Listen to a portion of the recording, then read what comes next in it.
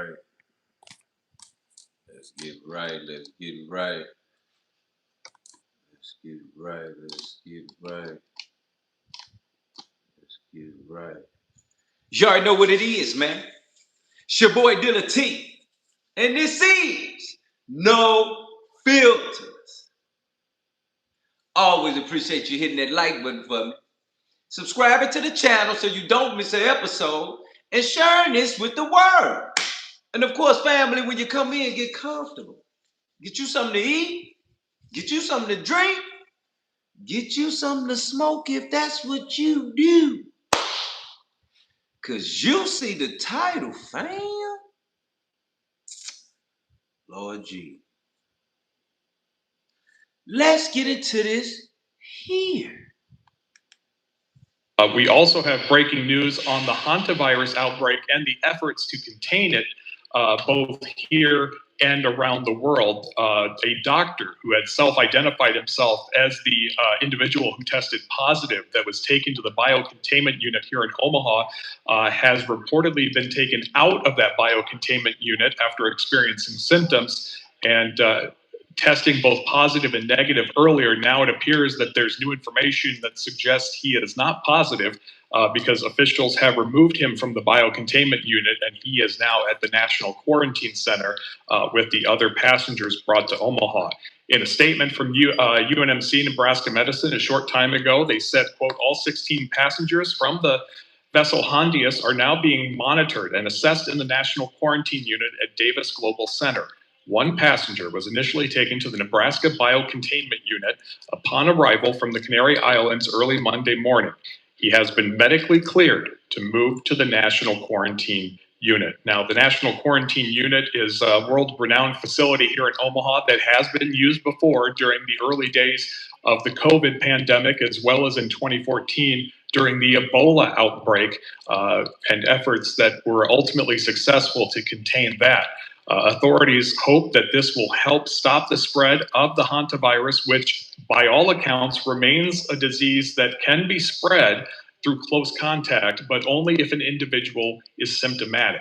Now, the challenge here is that hantavirus has a very large incubation period. So from the period that you are exposed to the period where you begin to show symptoms.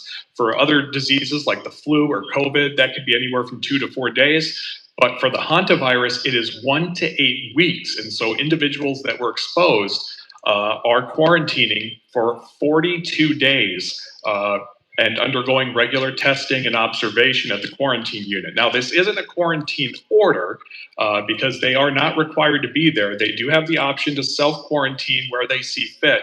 But as we heard from CDC officials in Omaha this afternoon, they are encouraging them to stay here for the duration of their quarantine. And so far, it appears all are heeding that advice. There are 2 other individuals that were symptomatic but did not test positive. They are at Emory University in Atlanta. There are also an untold number of people who became exposed by those who were on the ship and got off the ship and onto planes at a stop before it was determined that hantavirus was on board the ship. Those people have all been contact traced and notified and are being asked to self-report and self-quarantine, but none are being asked to come into these more stringent centers like here in Omaha. As for the number of people that have been potentially exposed and notified and self-quarantining, the CDC would not release those numbers, citing patient privacy laws. So we don't know how many people out there may have been exposed to the hantavirus and who may now be taking precautions and self-reporting symptoms. That information not being released from the CDC. But again, the one individual that had a positive and a negative result before being brought to Omaha that was in the biocontainment unit is now in the National Quarantine Unit. It appears additional testing may have determined that they no longer appear to have the hantavirus and are now back into general quarantine. Well, hey guys, welcome back. In today's video, we're going to be talking about hantavirus, what it is, how it's spread, why it's been in the news so much lately, and what you need to know about it. There's been a lot of concern recently with regards to an outbreak that happened on a cruise ship, where multiple passengers developed severe illness following exposure to Andes Hantavirus. This is a rare strain associated with limited human-to-human transmission. In today's video, I'm going to walk you through what Hantavirus is, how people get infected, the symptoms to look out for, and how the virus can impact your skin. I'll also give you some practical steps to reduce your risk. Hantaviruses are a group of viruses primarily carried by rodents, like rats and mice. They are RNA viruses in the Bunyaviridae family, and different hantavirus strains are found in different regions of the world. Hantavirus first gained attention in the United States back in 1993, when a cluster of mysterious deaths in the Four Corners region of the southwestern United States occurred in previously healthy young adults who had developed severe respiratory illness. That illness became known as Hantavirus pulmonary syndrome, or HPS. But globally speaking, hantaviruses can cause two major types of illnesses. There's the Hantavirus pulmonary syndrome, which of course primarily affects the lungs. Then there is the hemorrhagic fever renal syndrome, or HFRS, which affects the kidneys and the blood vessels. And the severity of the illness will depend on the strain of the virus. Recently, Hantavirus has been making headlines due to an outbreak that happened on a cruise ship. According to the World Health Organization, several passengers developed severe respiratory illness during and after their voyage, with confirmed cases of the Andes Hantavirus and multiple deaths. And this outbreak has involved an international response with quarantines, medical evacuations, contact tracings, and ongoing monitoring of passengers across multiple countries. Now, this is really important. Health authorities, including the World Health Organization, continue to emphasize that the overall risk to the general public is very low. What makes the Andes virus unique is that, unlike other hantaviruses, the Andes virus can be transmitted from person to person, usually through prolonged contact, namely through exposures to respiratory secretions. That being said, this is not a virus that spreads easily like COVID or influenza. Transmission generally requires close and prolonged exposure. The primary way hantavirus is spread is through exposure to infected rodent urine, droppings, or saliva. Most infections happen when dried rodent waste becomes aerosolized and people inhale it on dust particles. That can happen when sweeping cabins, barns, sheds, attics, garages, or whenever cleaning infected rodent spaces, if one happens to handle nesting materials, or through somehow disturbing dried droppings. More rarely, infection can happen from rodent bites or scratches, or through contaminated food. The virus is not spread just from Man, hold up, man. Let me let you know what's going on. You in here with your boy Dealatofficial, my fam. And this is No Filters. Hit that like button, double tap that screen. Let me tell you something. Become a member today. Subscribe to the channel so you don't miss an episode, and share this with the world. Let me tell you something, man. Hold up. So you telling me we got to put the mask back on, fam? No, don't do that. Because now you telling me we got to go back in the house? Don't come outside? That's what we doing now? I mean, bad enough. We talking Nephilim. We talking bloodline, existence, and times. Now we talking about pandemics. And it's crazy. We just lived through COVID-19. Nobody knew that was going to happen. Didn't nobody even believe it. Until all of a sudden you walking around and can't smell nothing. Feeling like you got the flu. You feel like you got the flu. You feel like you got the flu, pneumonia, and a cold. And the sad part is, shout out to Lloyd with the $5 donation in the super chat. Shout out to Lloyd with that. Lord, just want you to know, Lord, our condolences and our love we sending all the way where you at, all the way from where we at. You feel me, family? We with you. Know that we all need time to mourn, time to think, time to reminisce, time. And Lord knows we got to thank God for the time. That's why we've been discussing things about the times. Because there's always been times before now. There's always been somebody bloodline before now. It's always been an existence of somewhere we all came from before now. And because of those times, that's why we exist. And the fact that we exist because of those times gives us even more respect to know that whatever that time was that created our existence, we got to thank God for the blood. Because that bloodline alone connects us all. That bloodline alone puts us all together. So we got to thank God for the times that we have with each other, because of those times and whatever that we took from those times, that was purpose that God put in our lives. Never forget that as we walk in this journey with each other, as we gain family and friends, and as we depart to see each other again. We got to thank God for the times, because those times was for a reason. We never want to sit back and think, oh man, because think about it. We want everybody to be here forever. But that's only because of the times that we're in. But if you think about these same times, you do not want no one to suffer. The times we living in where the good is looked at as bad and bad is looked at as good, it almost make you feel like, Lord, protect all of my family or move them out of here. Get them away from these times, because these times are going to determine your destination and which direction you going in. Because of these times, chaos, corruption, all of this, so much.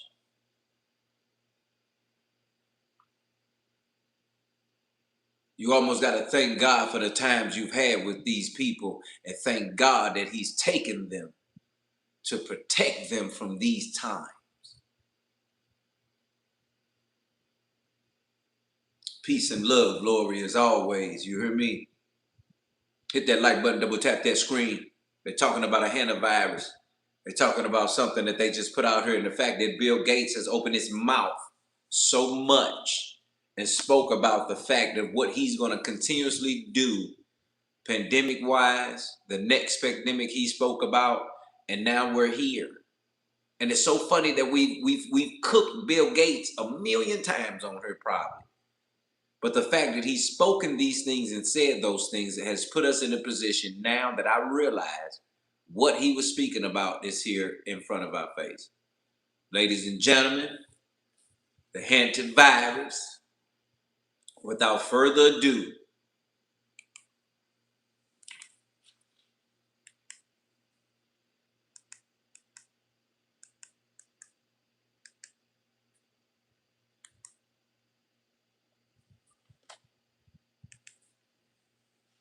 if you thought the coronavirus was bad, you ain't seen the Hantavirus. The Hantavirus is terrifying.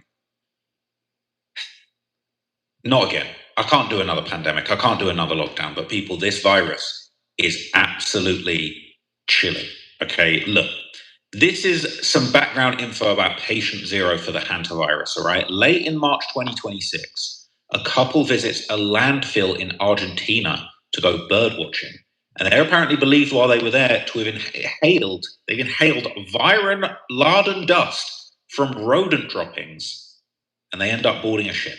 The Hantavirus outbreak starts? Well, there's no definitive answer yet, but Argentine officials believe that one of the Dutch couple who were on the MV Hondius cruise ship and contracted the virus and died are likely to be patient zero. So what do we know about their travels before the cruise? Argentine officials have tried to reconstruct the couple's movements through South America, largely using border entry and exit records. The couple arrived in Argentina on the 27th of November last year and crossed into Chile by car on the 7th of January. They continued their journey for another 24 days, including a trip to the Argentine province of COOKIN. The Andes strain of Hantavirus, which has been confirmed in some of the passengers, has been reported to circulate in these areas and in southern Chile. The couple then spent another 20 days travelling elsewhere in Argentina before crossing overland to Uruguay. Authorities in Chile and Uruguay say the couple did not contract the virus in those countries, based on the World Health Organization's estimated incubation period of between 1 and 8 weeks. On the 27th of March, the couple returned to Argentina and headed to Ushuaia, which is where they boarded the MV Hondius cruise ship on the 1st of April. Some Argentinian officials think a passenger may have been infected at a landfill site on the outskirts of Ushuaia, which is popular for bird watching. But locals have dismissed this, as well as officials in the region, who say they have no record of hantavirus in their history, and the species of rodent that transmits the disease, called a long-tailed mouse, isn't found there. Many experts agree, but Argentina's government has announced it's sending experts to the city for further tests. But for now, without the Dutch couple to fill in the gaps and officials unable to fully reconstruct their travels, many questions about how this outbreak started remain unanswered. How? So you got fools out here eating bats, starting the coronavirus allegedly, and now you got fools out here rolling around in Argentinian landfills, birdwatching, inhaling virus-laden dust from rodent droppings. Can we just stay out of the Argentinian landfills, people? Could we do that for the human race? Now, strangely enough, okay, an X post has been going around that allegedly predicted the hantavirus outbreak years ago. Now, I've been hearing about a hantavirus for a minute, okay, but I didn't know that it could be this bad. They're saying that patient zero just was dropping dead. So this is the Snopes article that's kind of fact-checking this, right? It says, real 2022 tweet about hantavirus fuels prediction rumor amid outbreak. Now, all you poly-market weirdos probably going crazy trying to predict the next pandemic, right? But let's not try and make money off this one, okay? So the account's bio claimed they were an astrologist who reads the future, but it's unclear if that was added before or after the post went viral. Corona ended 2023, 2026, hantavirus. What the hell? That is actually scary. Okay, that is very, very, very scary. I don't like it. Right? And it says true. Even Snopes is saying this is true. They really predicted it. A few weeks after an outbreak of hantavirus occurred aboard a cruise ship, April 2026, an internet rumor emerged about a tweet published in 2022 accurately predicting such an outbreak would occur. The hantavirus, described by the Mayo Clinic as a rare infectious disease, is mainly transmitted to humans via rodent waste. Ugh, gross. The Associated Press reported that health officials tracking the shipboard outbreak were confident that there was no greater risk of an epidemic because the disease does not easily spread from person to person. But users on social media began sharing their discovery of the alleged 2022 tweet on May the 6th, 2026. All it said was 2023 corona ended, 2026 hantavirus. This person only posted 4 times, all in a week in 2022. Their bio says reads the future. And the post said corona ended 23, hantavirus started 26. Good God. It's the only post like this, and Grok confirmed it hadn't been edited since 2022. Weird. So given the ongoing coverage of the shipboard hantavirus emergency, which had been responsible for 3 deaths as of writing, the apparent prediction spread quickly. The tweet posted by I Am a Soothsayer on what was known as Twitter at the time is authentic, judging by all available evidence. So we've rated the claim it was posted in 2022 as true. As of writing, it's been reposted 143,000 times. Snopes tracked down a June 11th, 2022 archived record of the tweet on the Internet Archive's Wayback Machine, confirming it's genuine and was posted publicly nearly 4 years before the hantavirus outbreak. To say the post predicted a 2026 hantavirus outbreak is a stretch, however. A Soothsayer account consisted of only 4 public posts and 1 reply as of this writing, all posted in June 2022. The bio account describes it as an astrologist who reads the future. It is unknown whether the description was present before the hantavirus post became popular. All right. It's not really a stretch, is it? Sounds like they predicted it. It's possible the user who owns the account updated the bio after the fact to make it appear as if they intentionally predicted the future. They were predicting the future when it was much more likely the timing was a coincidence. Snopes made attempts to contact the owner of the account. Will update you if we get a response, all right? Another user theorized they could have made thousands of random predictions, then deleted the irrelevant posts, and after one prediction happened to come true, in an attempt to appear a legitimate prognosticator. We couldn't substantiate the theory, but regardless of the methodology or intent, it was real, all right? Snopes trying to talk down on our man, but no, all right? They did seem to predict this. That is actually very, very weird. So just to give you a little bit more backstory, okay, just about how all of this went down. So this is some more background info about the cruise ship. Okay, it was I believe it was called the MV Hondius, which departed from Argentina with 147 passengers and crew. And by April the 6th, departed on the 1st, and by April the 6th, a 70-year-old Dutchman begins showing symptoms and later dies on board the ship. The MV Hondius is what's called a polar class ship. That means it's built to navigate the coldest climates and to be able to hit ice without breaking, which is handy when you're this far south. The Hondius left port on April 1st from Ushuaia, Argentina.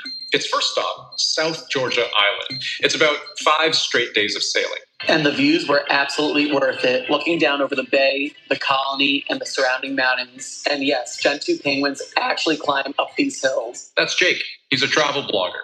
He's on board the Hondius. And I've used his social media posts to pinpoint where the ship was on roughly which days, because it's around this visit to South Georgia Island the first passenger started to get sick, a 70-year-old from the Netherlands.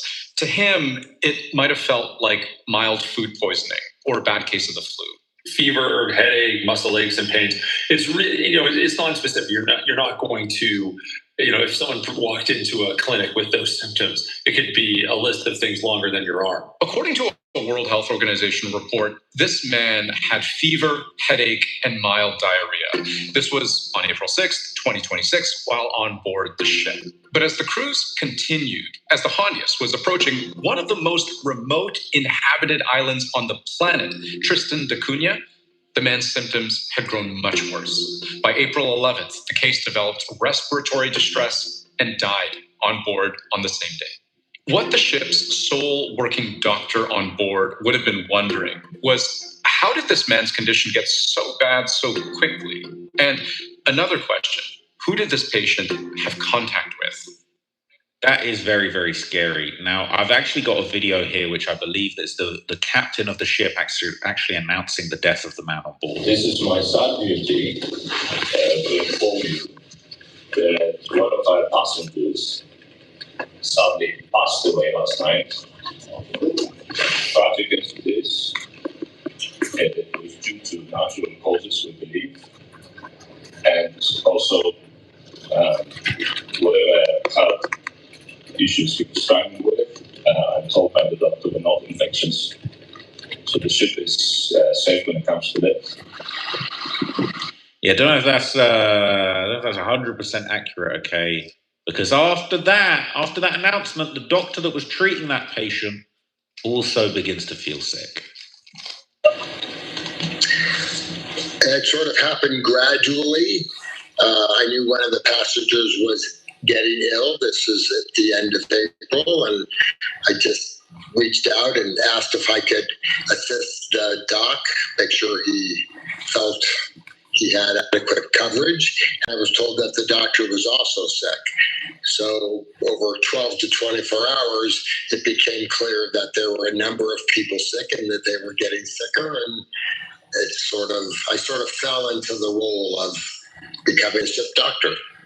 I know you treated the ship's doctor and that he was eventually, you were telling us, actually evacuated off the ship, which left you caring for other patients as well. I mean, can you describe the sorts of symptoms that you've seen, doctor?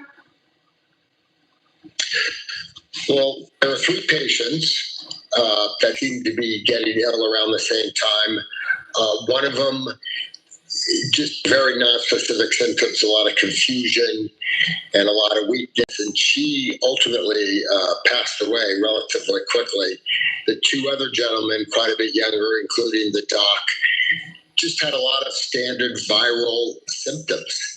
A lot of fever, fatigue, flushing, some GI issues, some shortness of breath.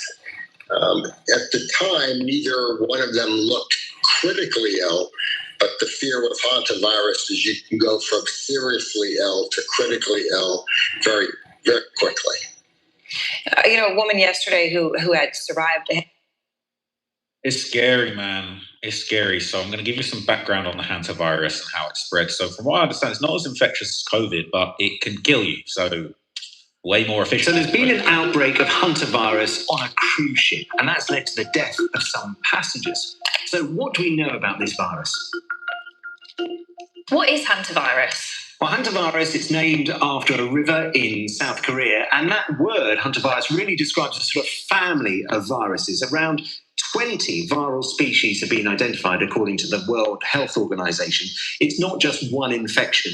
It's really serious, but it's also relatively rare, and it's linked to exposure to rats and mice. The risk is typically highest when someone's doing something like, for example, cleaning out a building that's had a rodent infestation. So most of the human cases are reported in rural settings, such as forests, fields, or farms, where rodents are present, and that means the opportunities for exposure are greatest.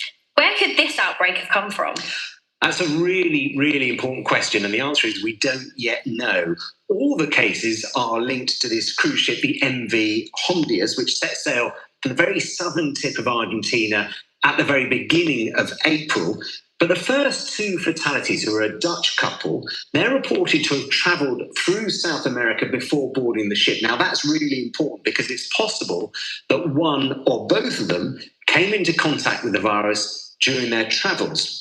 And one version of the virus, known as Andes virus, that's been identified as causing infection in humans in both Argentina and in Chile. So, for example, in late 2018, there was an Argentinian outbreak that was traced back to people who'd all gone to the same party. A single person with the virus led to 34 confirmed cases and 11 deaths. How does it spread? Is it airborne?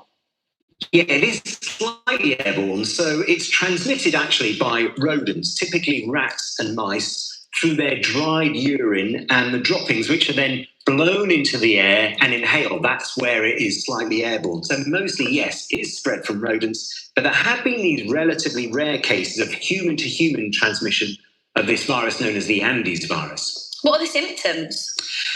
Well, the virus can cause two really severe illnesses. The first is called Hantavirus pulmonary syndrome, and it often starts with sort of flu-like symptoms, really. You can get fatigue, fever, muscle aches, then followed by headaches, dizziness, chills, upset stomachs. But then, this is where it starts to get very serious. You get respiratory symptoms develop. So, for example, breathlessness.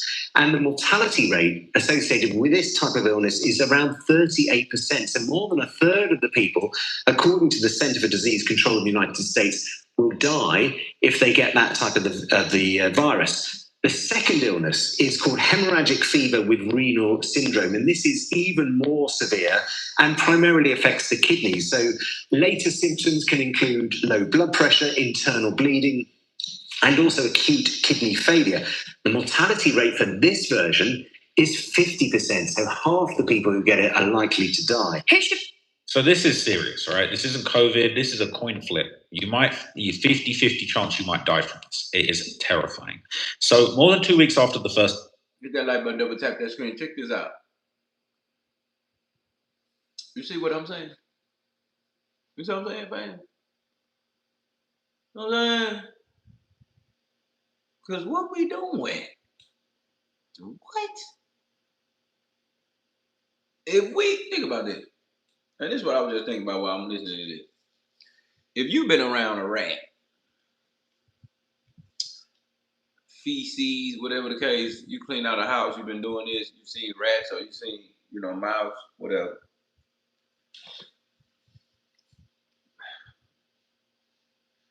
And now they're saying that if you around them now, you're going to automatically just get the Hantavirus? That ain't making no sense to me. Excuse me. I can see if somebody got it and passed it. But if you in a space where rats has been in rat,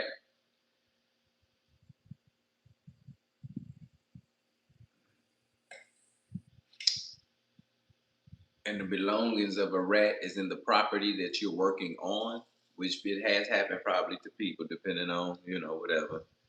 It's just I'm saying that it feels like, I'm not saying it ain't true, because it's probably true and real, but it's something about, we've been around rats, we've been around their feces, all of that, and they ain't felt nothing until now they tell us about Hantavirus out here. So now you're thinking about not being around no rat or none of that.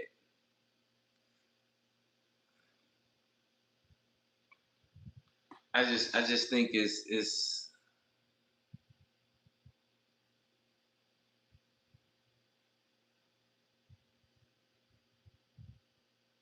Yeah, I think it's. I really just want to know because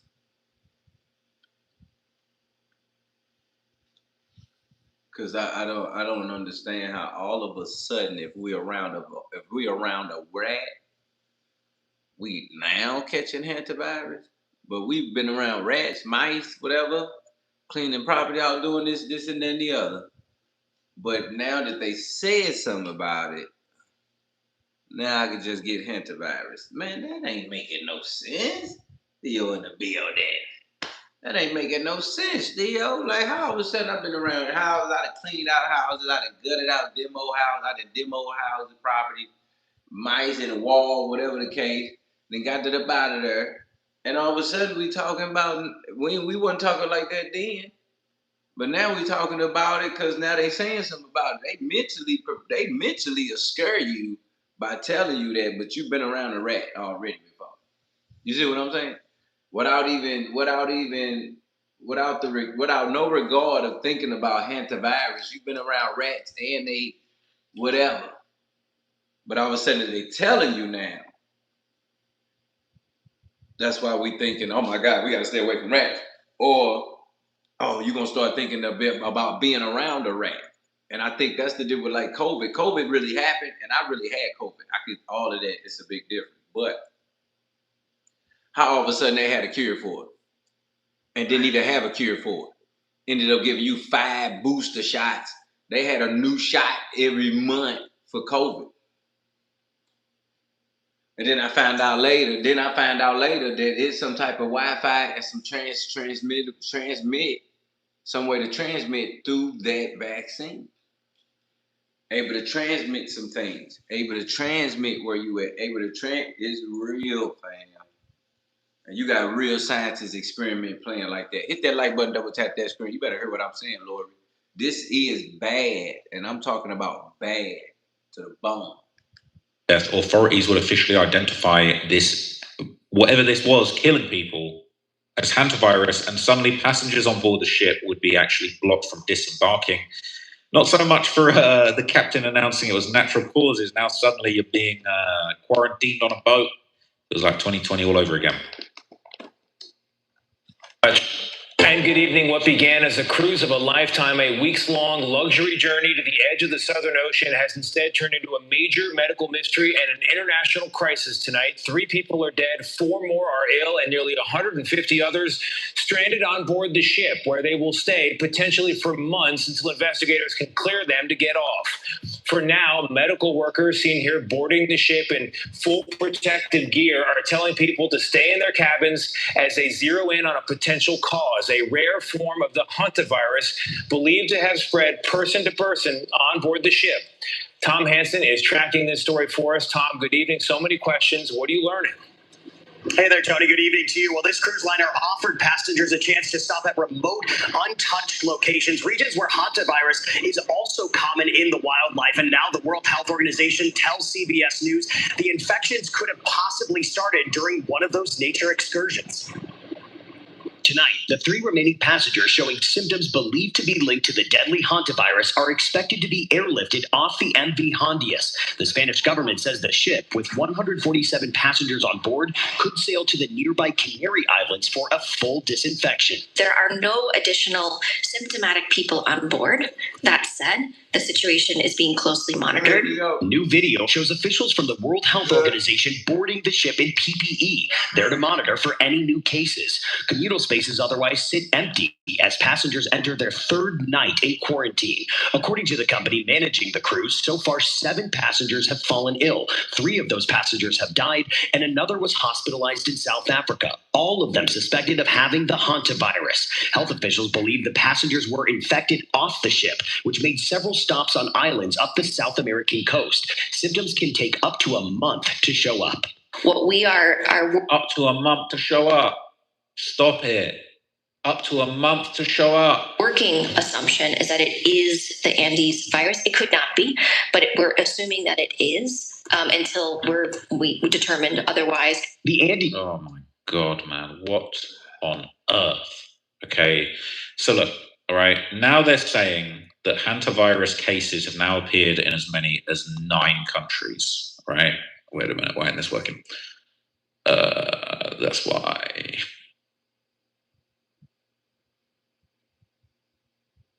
Nine countries. Selma, this cruise ship is expected to dock in the Canary Islands this weekend. What exactly is going to happen?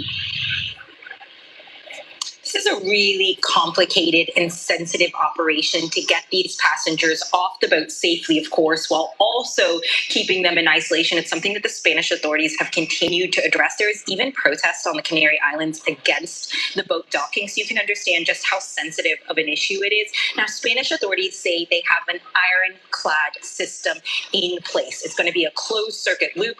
There are medical facilities and medical personnel waiting to provide treatment to those who need it, waiting to provide any support that may be needed. They're going to have special entrances to enter those medical facilities that are specifically prepared for these passengers. They will all be seen, treated if they are needed to be treated. And then the other element to this, the part two of this, if you will, is repatriating those citizens to their individual countries. You have more than 20 different countries among more than 140 people. So Spanish authorities right now are speaking to each of these individual nations to figure out what their plans are for bringing their citizens home. Let me give you the UK as an example, because they're monitoring several cases. They have 3 suspected cases right now that they're monitoring. One is in a hospital in Johannesburg. One is a hospital in the Netherlands. One is on an island, a remote island in the Atlantic. And then they're dealing with several other Britons who are on board that ship. They're speaking with Spanish authorities about providing specialist flights in order to evacuate them. And then once they arrive here in the UK, they're going to be asked to isolate for 45 days. But this is a mammoth operation and a very complex mission. It certainly is, Selma Abdelaziz. Thank you. So it takes like a month to show symptoms. They're doing 45-day quarantines on these people. But it's a 50% chance that you'll die. So I feel like maybe it might be worth that little quarantine. Now, some Americans who actually got off that ship earlier are now starting to show symptoms back in the United States. So it's on the shores of the United States, this Hantavirus. Hey, good evening. We begin tonight with the deadly outbreak on that cruise ship half a world away, now sparking fears right here in the U.S. The outbreak is responsible for 3 deaths already, and now there's a global race to contain it, extending all the way to America. At least 7 passengers who were on that ship and departed before the outbreak was fully understood are now back here in these 5 states: Virginia, Georgia, Texas, Arizona, and California. Health departments in all those states say those passengers are not showing any symptoms, but it's unclear how most of them are being monitored or if they're even being quarantined. And after that risky operation to evacuate the sick passengers, you see everyone there wearing hazmat suits. We now know that many of those showing symptoms are in fact positive for the virus. And look at this. This is where many of the passengers traveled to after leaving the ship early. And we now know one flight attendant on one of those flights is showing possible symptoms tonight. We have 2 reports, starting with Danielle Hamamjian, where the ship is heading to in the Canary Islands off the coast of West Africa. Tonight, as the ship at the center of the deadly Hantavirus outbreak sails towards the Canary Islands, the World Health Organization confirming 5 of the 8 suspected cases have tested positive. The patients are being treated in hospitals in the Netherlands, Switzerland, and South Africa. Experts want to reassure the public, though, the risk of infection is low. This is not coronavirus. This is not the start of a COVID pandemic. On board the ship, How do you know? I hope not, because it sounds worse. So only yesterday were the remaining passengers on that ship allowed to disembark. And while public health officials, they're still telling people not to panic, some experts are warning that maybe we should panic. Today, for the first time, passengers started evacuating the cruise ship at the center of the deadly Hantavirus outbreak, which has killed at least 3 people on board. The ship docked in the Canary Islands earlier, where a medical tent was in place to receive passengers in what's expected to be a 2-day process. They'll then be flown back to their home countries on charter flights. The French Prime Minister said one of the 5 French passengers exhibited symptoms on their repatriation flight. We're also learning that the 17 Americans on board will be observed at a medical center in Nebraska. And amid concerns of a continuing spread, Trump officials and health experts this morning worked to quell fears we could be heading into another COVID situation. The key message I want to send to your audience is that this is not COVID. This is not going to lead to the kind of outbreak. I do understand that this is not a respiratory disease, meaning it's very difficult, if impossible, to pass through coughing or breathing. It's very rare to see it transmitted between humans. And joining us now is Joseph Allen, professor of exposure assessment science at Harvard University. Joseph, thank you so much for joining us this evening. You had the chance to speak with a doctor who was on that ship. I'm wondering if you can bring us into that conversation and what it helped you understand about the transmission of this disease. Yeah, sure. And thanks for having me on. And let me just take a step back and say why I contacted this doctor and why we spoke. I've seen a lot of the official messaging come out, and some of the messaging I just heard there is incorrect, and I can talk about this in a minute. But the messaging I've heard from CDC and others is that this requires prolonged close contact. Now, when I go read the literature about prior outbreaks of this virus, not on a ship, it is very clear we've had transmission that happened very rapidly and did not require close contact. So I wanted to kind of double check myself. So I reached out to this doctor. We were on a Pro TV program earlier in the week together, and I asked him, what is actually happening on the ship, and where am I off, or where are other people off in this messaging? And he confirmed to me something really important, and that messaging has not broken through. This is what he experienced as he related to me. Yes, as the first patients were sick and being treated, there was close contact with the treating physician on board, and several other staff were helping that person. Those people got sick. In fact, the ship's doctor got removed from the ship. This other passenger, who happened to be a doctor, then stepped in to start to treat patients. As he relayed to me, the other people who got sick after that, many who've been removed from the hospital, did not have what he called close contact. They shared time in the dining room or in the lecture room on this ship, but they were not in close physical contact. So I find the official messaging contradicted by what we know from previous outbreaks and is published in the literature, and what I was told about the experience on the ship.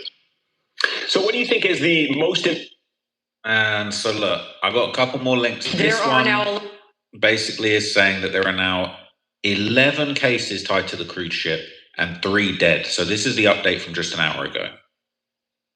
There are now 11 confirmed cases from the Hantavirus outbreak on that cruise ship, which has killed 3 people now. And the World Health Organization says all the infected are either passengers or crew from the MV Hondius.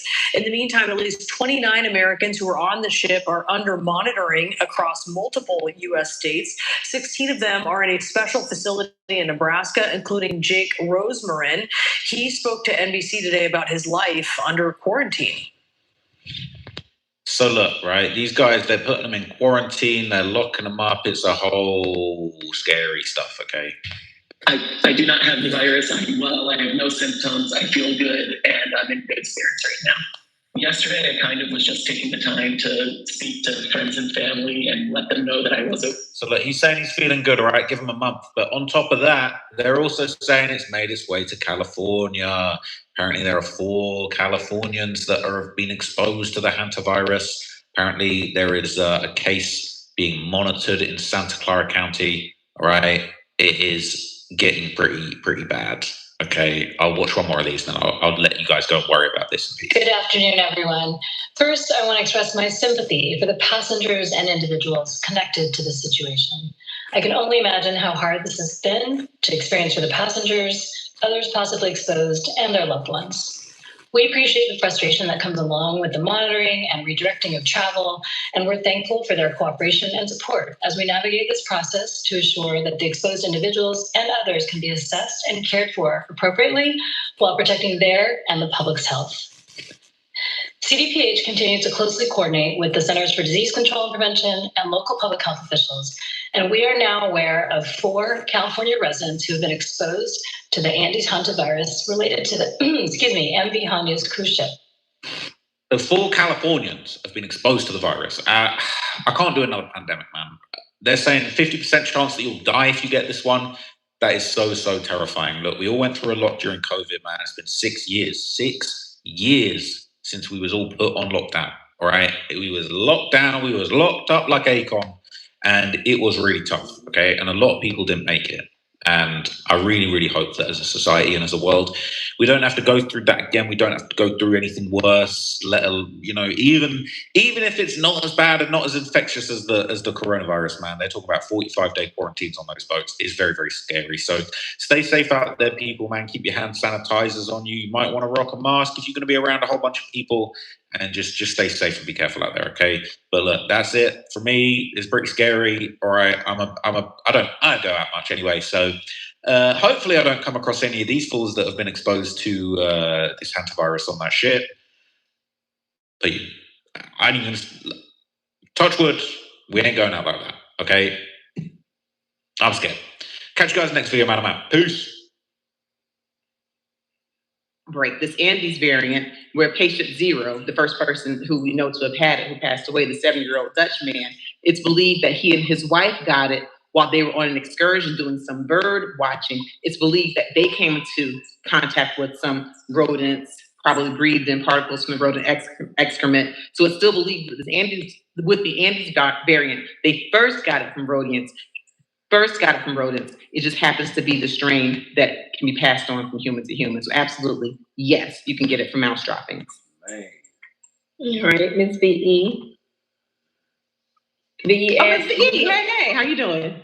She asked, New York City has always been known for a rodent problem. So are there any reported cases there?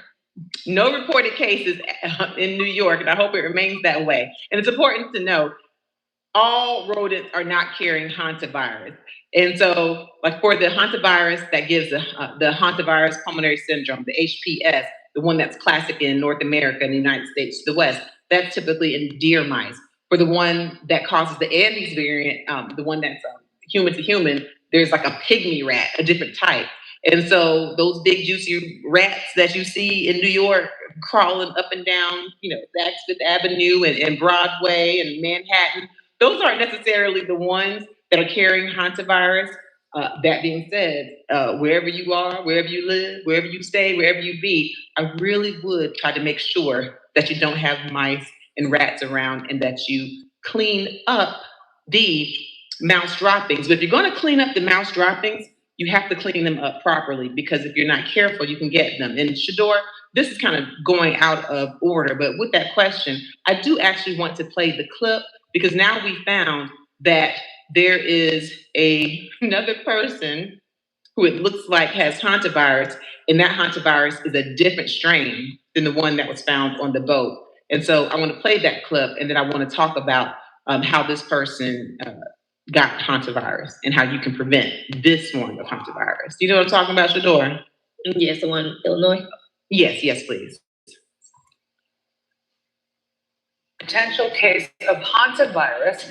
The person who is believed to have this virus lives in Winnebago County, which is in the Rockford area. It's believed they acquired the virus while cleaning a home with rodent droppings. Now, the CDC is doing additional testing to confirm this case. The testing could take up to 10 days to complete. Now, health officials want to stress this is not related to the recent deadly cruise ship outbreak. They believe it's a different strain of hantavirus, one that does not spread from person to person. And they ensure the risk of contracting hantavirus remains very low for people here in Illinois. All right. So this takes us back to the question, can you get it from mouse droppings? Again, yes, it's the main way. But here's what's important. It sounds like, and I knew this was going to happen, which is why, once you finish watching this live, I have a short right here where I share the proper way to clean up mouse droppings. And yes, there's a proper way. And no, I did not see it on my bingo card that as a physician, I'd be up here telling y'all how to clean up mouse droppings. But this is a public health situation, public health, Lord. So here's the way that you clean up mouse droppings. If you go in to clean up mouse droppings, don't sweep, don't vacuum, because what will happen is that you will aerosolize the particles, breathe them in, and you might catch the very hantavirus that you're trying to prevent, okay? And it sounds like that's what happened to the person who now has hantavirus in Illinois. That person could have heard about all the cases being spread, heard that you can get hantavirus from mice, and they're like, oh shoot, let me go make sure I don't have any mouse droppings around. But again, don't vacuum, don't sweep. The particles are going to fly up in your nose and you might get hantavirus. My goodness. So what do? Here's what you do. You get yourself an EPA registered disinfectant, or honey, you can make your own. You get 1.5 cups of bleach. I'm talking about household bleach. You mix it with a gallon of water, or you just have 1 part bleach, 9 parts water, put it in a spray bottle. You go glove your hands up with rubber gloves or plastic gloves, and you spray the mouse droppings until they're wet, okay? You don't want dry particles flying all around. So you spray the mouse droppings until they're wet and let it sit for 5 minutes, that spray. And then you get paper towels with your gloved hands. And I recommend that you wear a mask. You go and literally clean up the mouse droppings with the paper towels in your gloved hands, and you throw them away in a covered garbage can that gets emptied often. And then you go back once you've cleaned up the mouse droppings, and you can sponge or mop and clean the rest of the hard surfaces with that same EPA registered disinfectant or that bleach solution. And that's how you do it. Once you're finished, you wash your gloved hands. I'm talking about wash the gloves while they're on your hands with soap and water. Discard of the gloves, and then you wash your own hands with soap and water, okay? But the key is making sure that the mouse droppings are wet with the disinfectant so that when you do wipe them up, no particles are gonna fly, okay? All right, what's the next question? Next question comes from Michael. Hi, Michael. Do you know all the states infected? Well, as of now, we only have one person who has tested positive for hantavirus who is located in the United States. According to the Department of Health and Human Services, one of the 18 passengers who was escorted from the MV Hondius cruise ship to Omaha, Nebraska on Sunday, only one person tested positive, okay? Now, we have other people who have been exposed potentially, meaning they had already been on the MV Hondius and departed before we knew about any hantavirus outbreak. And for those people, we have some in California, Arizona, Texas, Virginia. Now we have some people who weren't necessarily on the boat, but who traveled with passengers on the boat in Maryland, in New Jersey. And so the exact number kind of keeps growing, to be honest. But as of now, none of them have been reported to have tested positive. Yeah. Now, some people in other countries who were on the boat have tested positive. We know that someone who had been on the boat and then went to Switzerland, he tested positive. And there's a report of a French woman who tested positive as well. Yeah, but as far as the United States, as of right now, only one has been reported to have tested positive. And of course, the story is ever changing, and so you have to keep watching for the updates. This is where we are now.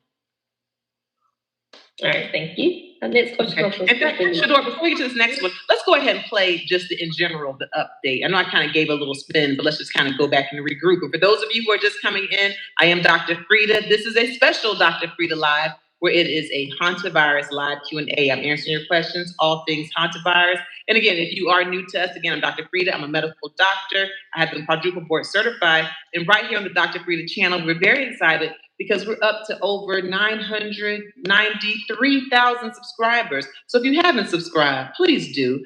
I give you evidence-based medical information in a way that's easy to understand. This is a special live, but we have our routine lives every Monday at noon Eastern Standard Time, where we talk about the latest trending medical headlines and celebrity health news. And then just in general, I give you tons and tons, literally hundreds and hundreds of videos of evidence-based medical information. When you watch my videos and I break medical topics down, you'll be able to go to your doctor or go with a loved one to be the doctor. You can be an advocate for yourself, an advocate to a loved one, to talk about kidney disease, high blood pressure, cancer, vaccinations. You can talk about lupus. You can talk about rheumatoid arthritis. You can talk about sarcoidosis. I give you information so that when you go into the doctor, you won't feel so intimidated or like anyone's talking down to you or being condescending, because I provide you with a good basic knowledge so that you can ask the appropriate questions that will let your doctor know that you're interested in your health, and it will reinforce the fact, which it should already be a given, but hey, sometimes you could use a little help.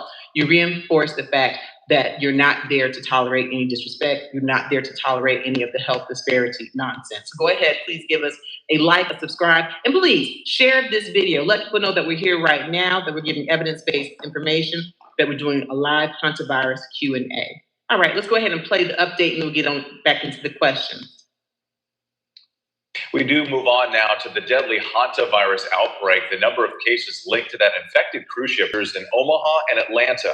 Health officials also tracking 18 other people in at least 10 states. ABC's Victor Okenda in Omaha tonight. Tonight, with a growing number of hantavirus cases, officials here in the U.S. are monitoring more Americans who may have been exposed to infected passengers from that cruise ship.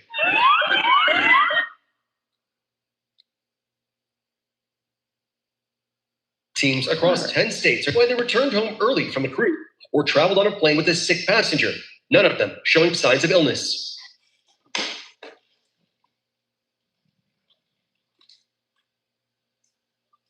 All right, Shador?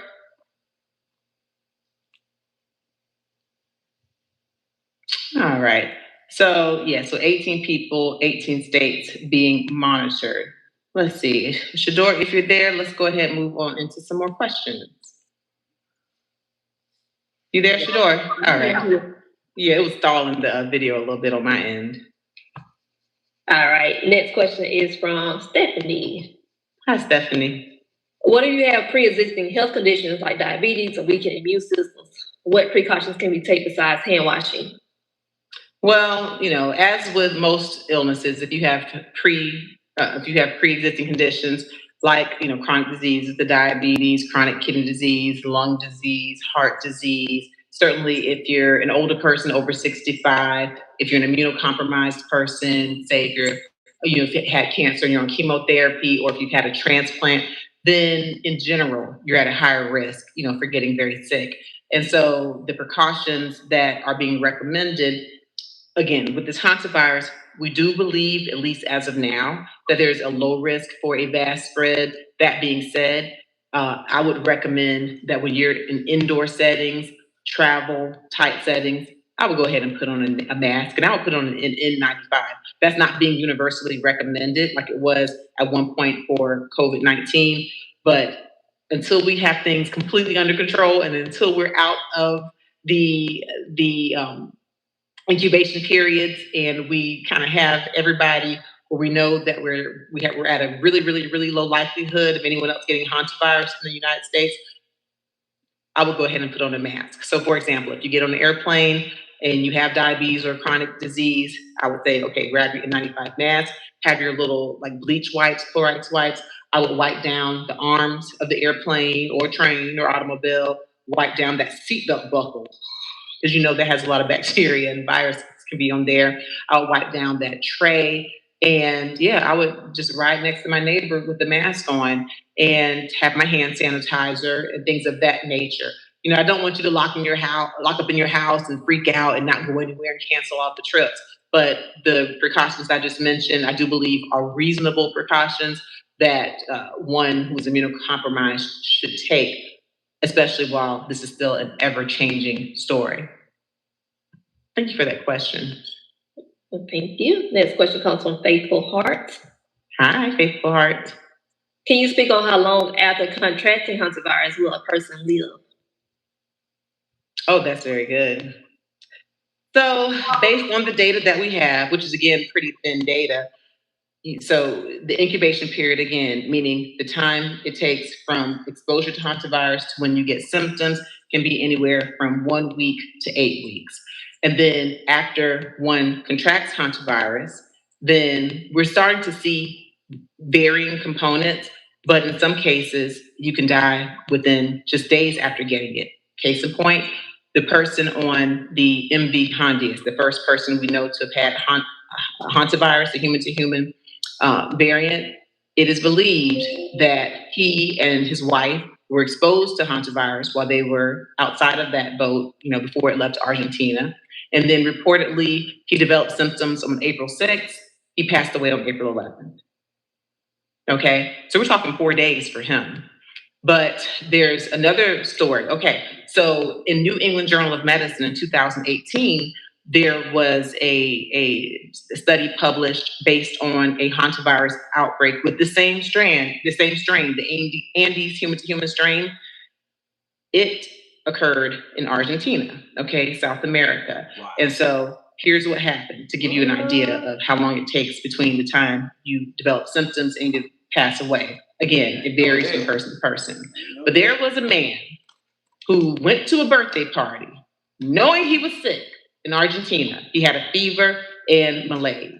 Reportedly, according to the New England Journal of Medicine, there were about 100 people at that birthday party. He sat at a table and he got 5 people sick at that party. Okay? One of those people, he got sick with hantavirus, was believed to be a very social man, and that man got 6 people sick. The man who was very social passed away. And at his wake, his wife had a fever. At his wake, 10 additional people got sick. Ultimately, 34 people got sick with the Andes variant of hantavirus, 11 died. Wow. And so, again, it could be as early as 4 days when you pass away. It could be a couple of weeks. And we really don't know because, again, in 30 years, we've had like 900 cases. So the data is thin, but we know that at least as early as just 4 days, you can get symptoms and pass away. So it can be pretty aggressive. And again, the mortality rate is anywhere from 30 to 50%. When it comes to the Andes variant specifically, it's been reported that's typically up to about 40%, the mortality rate. So it's pretty serious. And again, no treatment, no cure, no vaccine. Okay. Thank you. Great question. Purely ZELLE. Hi. Is it airborne or contact with surfaces? Very good. So this is a virus that's believed to be passed I'm talking about the Andes variant hantavirus with respiratory droplets. And I'm making a distinction because when I say respiratory droplets, I'm talking about kind of heavy spit particles. Not to be gross, but child, this is evidence-based medicine, and that's what it is. So by heavy spit particles, that means to get it, you have to be pretty close to someone, right? Within 3 feet or 6 feet. They have to kind of be talking on you or sneeze on you, or you share their cup to drink something, share their fork. You're sitting right by them at the airplane, and even though you want them to say it, don't spray it, they spray it and you get it, it's close. Wow. And that's different from things like COVID or the measles, where the particles are aerosolized, means it's not just heavy spit particles that drop, but they can float. That's not what we believe to be the primary transmission method for the Andes hantavirus variant. So with measles, for example, someone with measles can walk into a room, cough, sneeze, and those particles can live on surfaces and just move all around. That person with measles can walk out. 2 hours later, another person can walk into the room and they can get it. We don't think it's that way with hantavirus. So with hantavirus, we think it needs to be close contact. But hantavirus can live on surfaces. By some reports, it can live up to 4 hours. I've seen some reports saying it can live for days. But, 4 days. Some say it can live longer than that, for like 12 days. So hantavirus can live on surfaces. We're still learning. But yeah. Respiratory droplets is the main mode of transmission, spit particles, breathing in somebody's spit particles. All right, thank you. Okay, I do want to make sure some of the people who wrote in questions and like the comments I was seeing and couldn't get into, let's get to some of their questions too. And then we'll repeat. Yeah, I will. Yes, okay, ma'am. Okay. With that being said, I'll ask this one, we haven't had it yet. What exactly qualifies as close, prolonged contact? Excellent question. Because we keep saying that, right? Oh, it's just close contact. Oh, it's just close contact. But what is close contact? Well, we have a definition. According to the World Health Organization, close contact is anywhere from 1 meter to 2 meters. So about 3 feet to 6 feet is considered close contact. Prolonged contact is 15 minutes or more within 24 hours. That's close contact, that's prolonged contact. That being said, as we're looking at some of the transmission patterns of this current Andes hantavirus, I don't know if everyone has met that definition. For example, some people who had contact and who have either confirmed or suspected hantavirus from the MV Hondius cruise ship may have had, a passing from each other. Hit that like button, double tap that screen. Tell you something right now. I feel you, Lori. Mama K in the building. Lori in the building. Lil Dean in the building. Theo in the building. Frank. Lori said, keep doing this, T. I appreciate it. Tell you something, Lori. We here to understand, inform, and be aware. You understand? We're living in a time where the good looked at as bad, bad looked at as good. You better know what's coming. Because I'm going to tell you something right now. In my mind, if you ain't talking about this, what you talking about out here? I mean, what is that? You content is king and everything that's going on is much. But all of that is ashy. Because the real grease, fam, the real is this right here in your face. And I believe that if no one is discussing these things, and those that aren't, they're really in the way. It's funny how this had never even been, or it's funny how other things has always been conversation because of entertainment, celebrities, all of that, right? But now we getting into the meat and potatoes of our lives. We're talking about the next life, the next situation, this world going this way. Understanding about spirit, mankind, spirit, all of that. And see, I'm going to tell you something right now. It's a movie called Begonia, Theo. It's called Begonia, something like that. And it's on Netflix, fam. We got to look it up. We probably going to do Zoom Friday with that. Because I'm going to tell you something right now. That movie right there talking about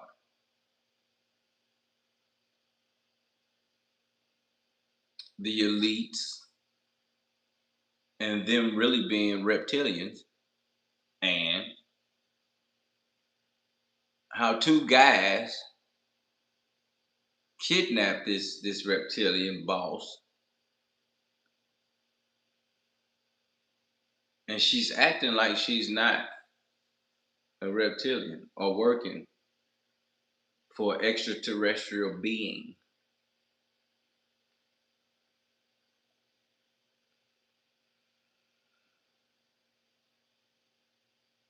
So that's a serious movie that we need to see. But I tell you, I'm saying this to say this.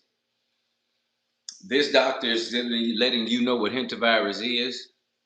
And these are common questions asked by the public, you and I, about what to do, how to know if it's there, symptoms, how long does it take to kick in, how long does it take for you to still live? Just questions. Hit that like button, double tap that screen. We cooking in here for real. Let's go. In the lunch hall or within the media room. And even in that birthday party I was talking about in Argentina in 2018, there have been reports that one of the patients who got it at the birthday party, I saw one report, and it was actually in the data as it was written in the New England Journal of Medicine, saying that all 5 of the people who initially got hantavirus at that 2018 party in Argentina sat at a table with that first infected patient. But then other reports say that the 5th person just had a casual passing by of the person who had it. And if that's the case, that wouldn't be close prolonged contact. But in answer to the question, close prolonged contact, 15 minutes or more, 3 feet to 6 feet, or 1 meter to 2 meters. Okay, and please, y'all, give us a like, a subscribe, and let's just pause. Let's just pause. If you're doing something, you're busy, you're away from your phone, you're away from your computer, can you go and tiptoe back to the phone and computer and just hit that thumbs up? It actually really does mean a lot to us. It helps the channel, and it lets people know that we're here giving evidence-based medical information, and we're answering the questions that people have about the hantavirus. Listen, I know you see people on TV. I know you see, people who are, posting their videos, but you're not going to have a whole lot of opportunities to ask a physician live like you do right now and get your questions answered right now. And so if you know of anyone who might be interested in getting their questions answered live and on stage right now by a physician who has been quadruple board certified, a medical doctor, please go ahead and give this a share. Share it in your group chat, share it on WhatsApp, share it on GroupMe, share it in your email, go tell it on a mountain. Let them know we are here and we appreciate you. And go ahead and give us a subscribe also, because as I mentioned here on the Dr. Breathe channel, we're up to over 993,000 subscribers. We are trying to march to 1 million, a million. So please help us. And make sure you follow me on all social media platforms, because I do post different things on different platforms. For example, when I was on the Don Lemon Show, talking about Hantavirus last week, when I was on the Joy Reid Show, talking about Hantavirus. Oh, and listen, oh my goodness.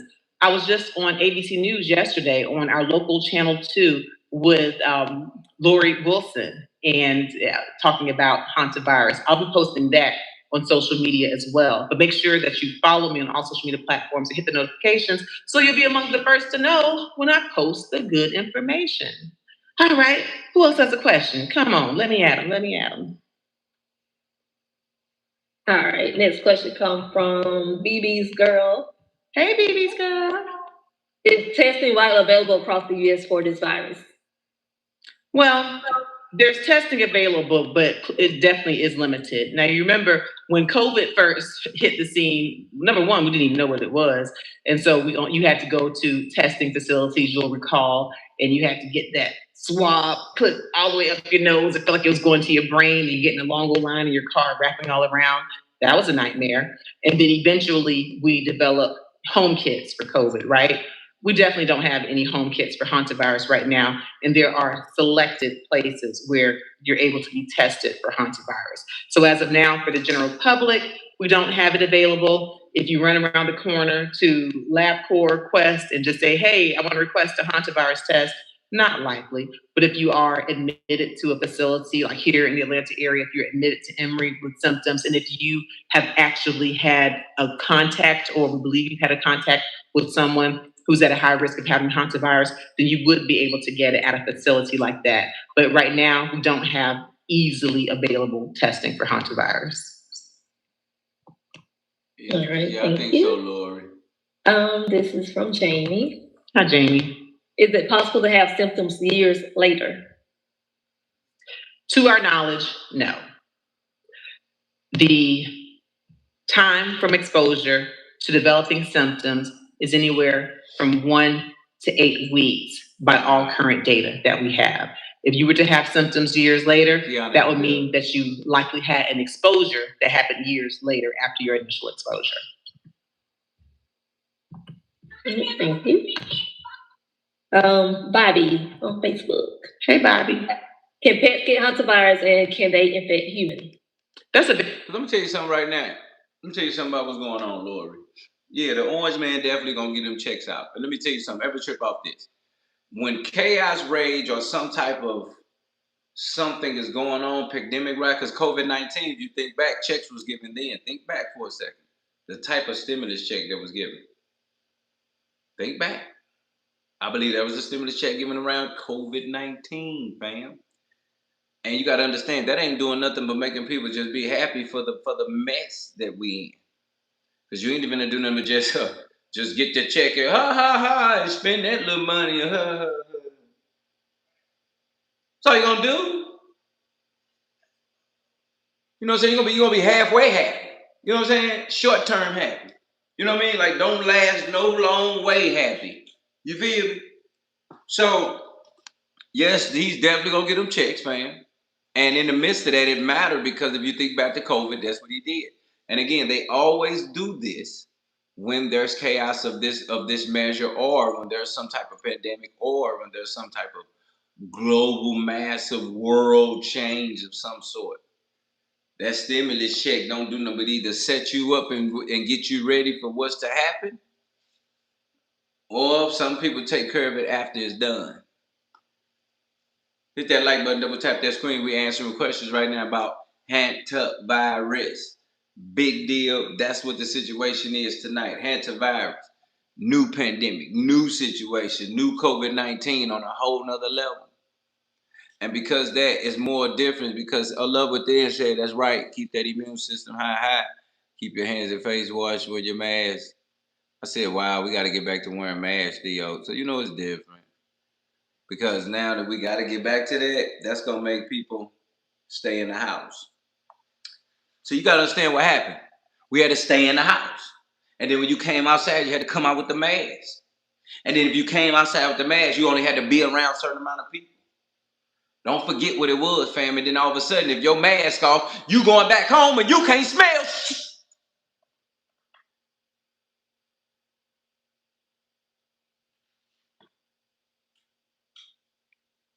What kind of virus is that where you sitting there?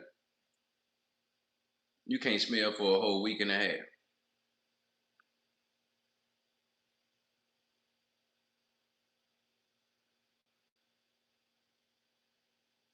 Wow, Keanu, that's crazy. Hold up, Keanu. Hold up. Hit that like button, double tap that screen.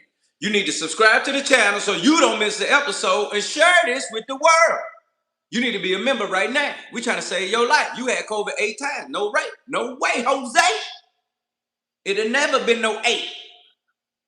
You probably would have got a 2 or 3, but ain't gonna be no 8. Yeah, we're not doing that, fam. No, because you need to understand, it's crazy because people lost their life from COVID.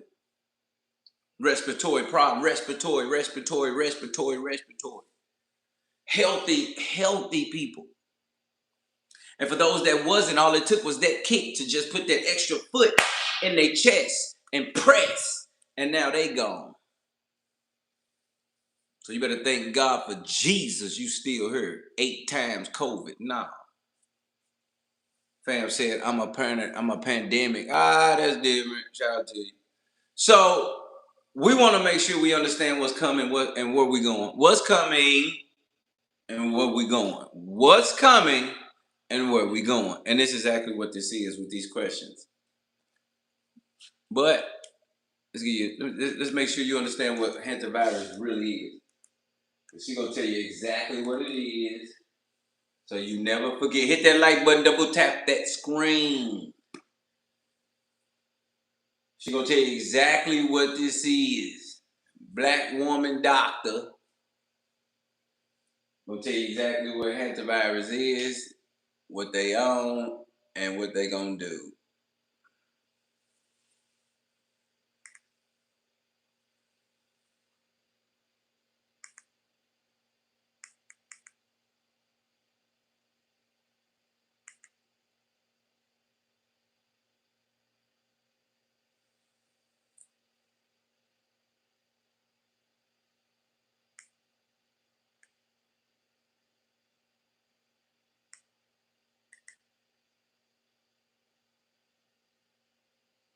Internet so that you can ask me questions, all things hantavirus. I'm going to give you the update. We'll talk about the strains. We'll talk about where infections have been confirmed, where they are suspected. We'll talk about the fact that there are now 2 different strains that have been found. What does that mean? We'll talk about how to properly clean up after rodents so that you don't get the hantavirus.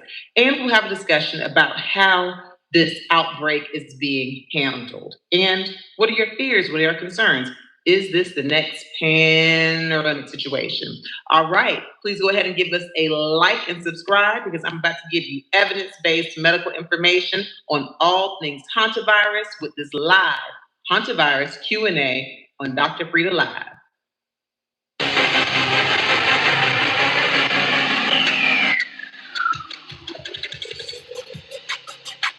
Oh, I don't know about all that. Too much. Really get this thing going. Just to give you a little background, as I'm sure you already know, there was a cruise ship, the MV Hondius, that left from Argentina back on April 1st.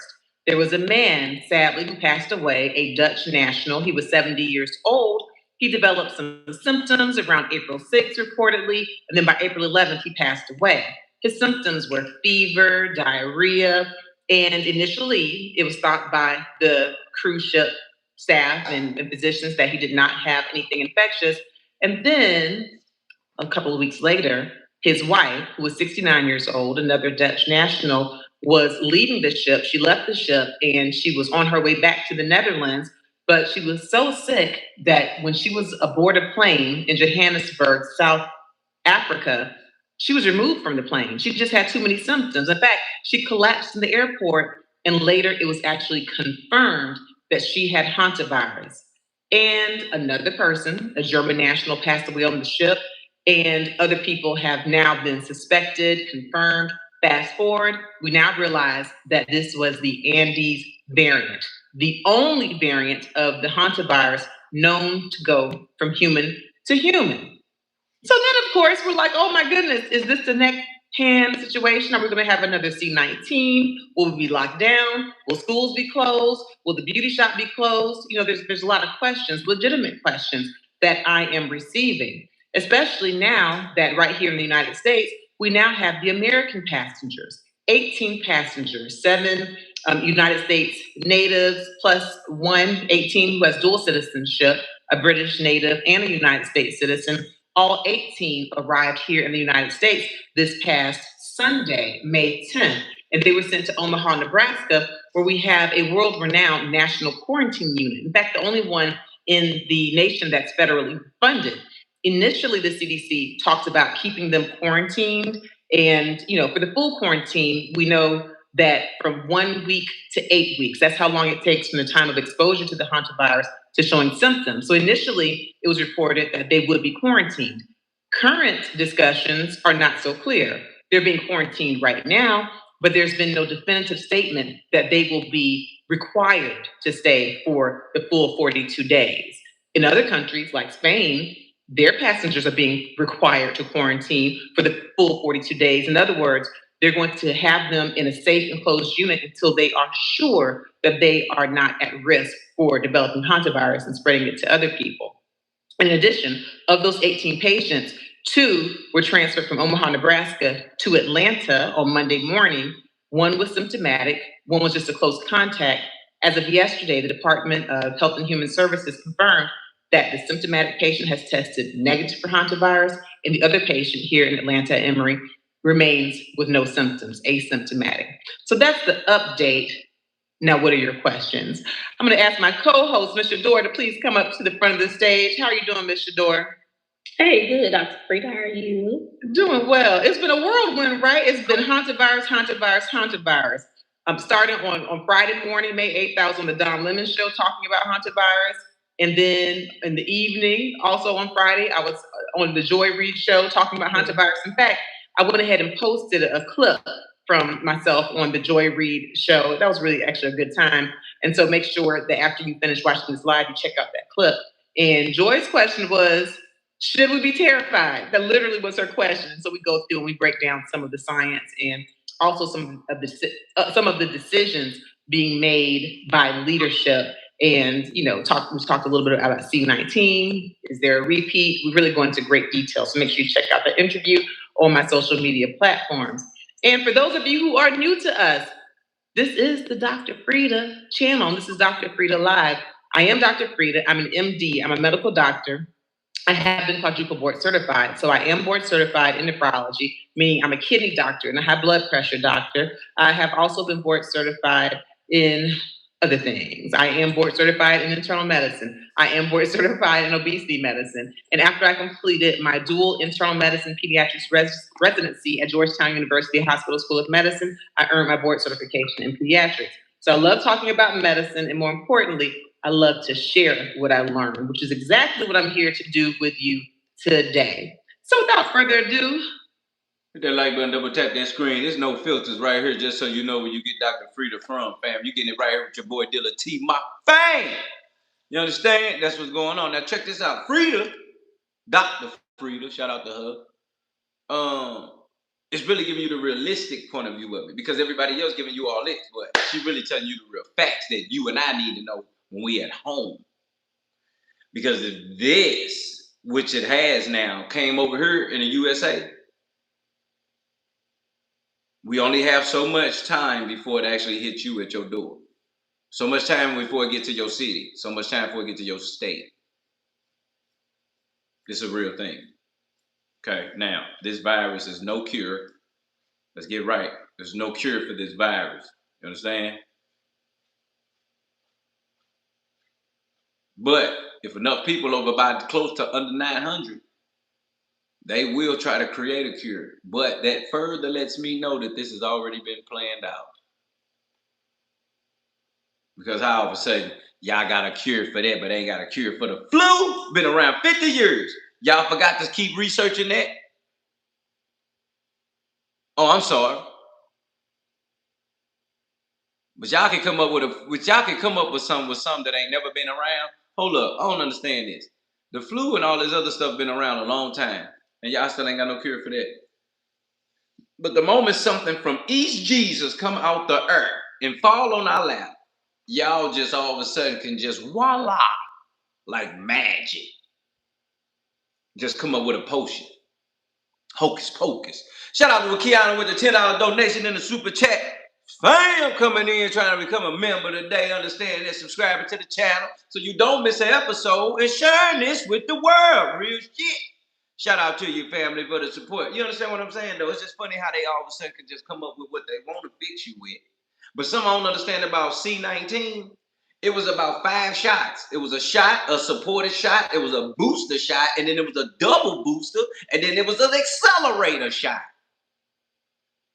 I don't even know if that's what to call it, but I'm going to give it an accelerator. Because that, come on, man, because how many shots you need after a boost? What's after a boost? A boost is just, oh, I'm ready.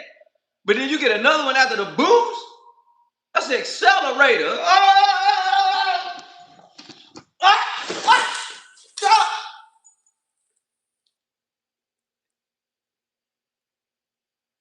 Oh, Lord. Oh, Lord, he's just trying to take me, man. Oh, God, my back. Oh, God. So, yeah, you get hit with the accelerator and I'm going to take you out your whole life and you still can get COVID. All of that about to fall out, tear everything, back broke, and you still get COVID. I could have fell out, broke my whole everything talking about, and I still got COVID. The boost ain't helping, the accelerator don't do nothing but make me die even faster. See what I'm saying? Trying to give you an example. I ain't even trying to die, and I'm about to fall out. Give me a moment. Let me gather myself. Lord Jesus. My whole neck, my whole left side, they got numb on me. Just spinning, and I think it's just chair. It's probably this chair, Lord. Give me a second. Let me breathe. Breathe with me, fam. Don't just let me just fall out on you like this. Just don't let me just. You know what I mean? You know what I mean? You know what I mean? Don't just let me just. Alright, well, Mick, can you feel me? Do you anybody new? Big dog in the building. Okay, now let's get right. Okay, now feel me now. Oh God. Oh God. Okay. Yes. Everybody come in peace now. Yes. Now. Ooh, Jesus.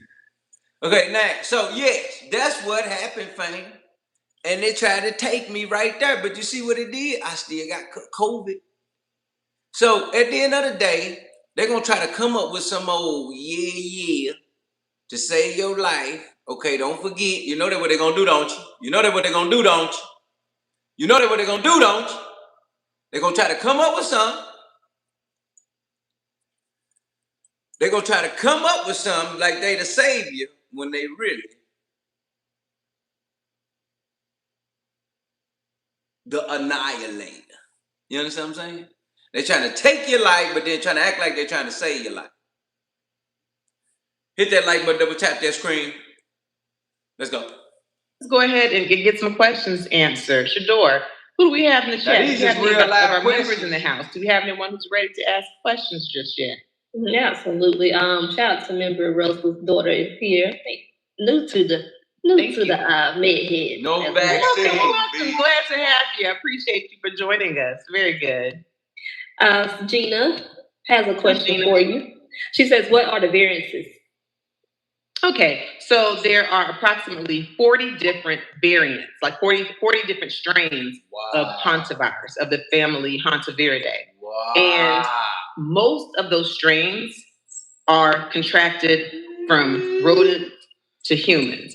And so you get the Hantavirus typically from breathing in particles from mouse or rat droppings, saliva. Okay, think about it. You get this from breathing in mouse, rat particles, meaning the droppings. The number 2, yeah. Now, think about this for a second. Like I said, I done demoed houses. It had been rats all up in there. And I ain't got nothing. But all of a sudden they saying this, the moment I demo something and see that again, now all of a sudden I'm gonna get it. Think about it for a minute. Why all of a sudden I'm finna get this, but I've been already doing this with rats already? Nobody is here with it in my city, right? Nobody in my city has it, reportedly.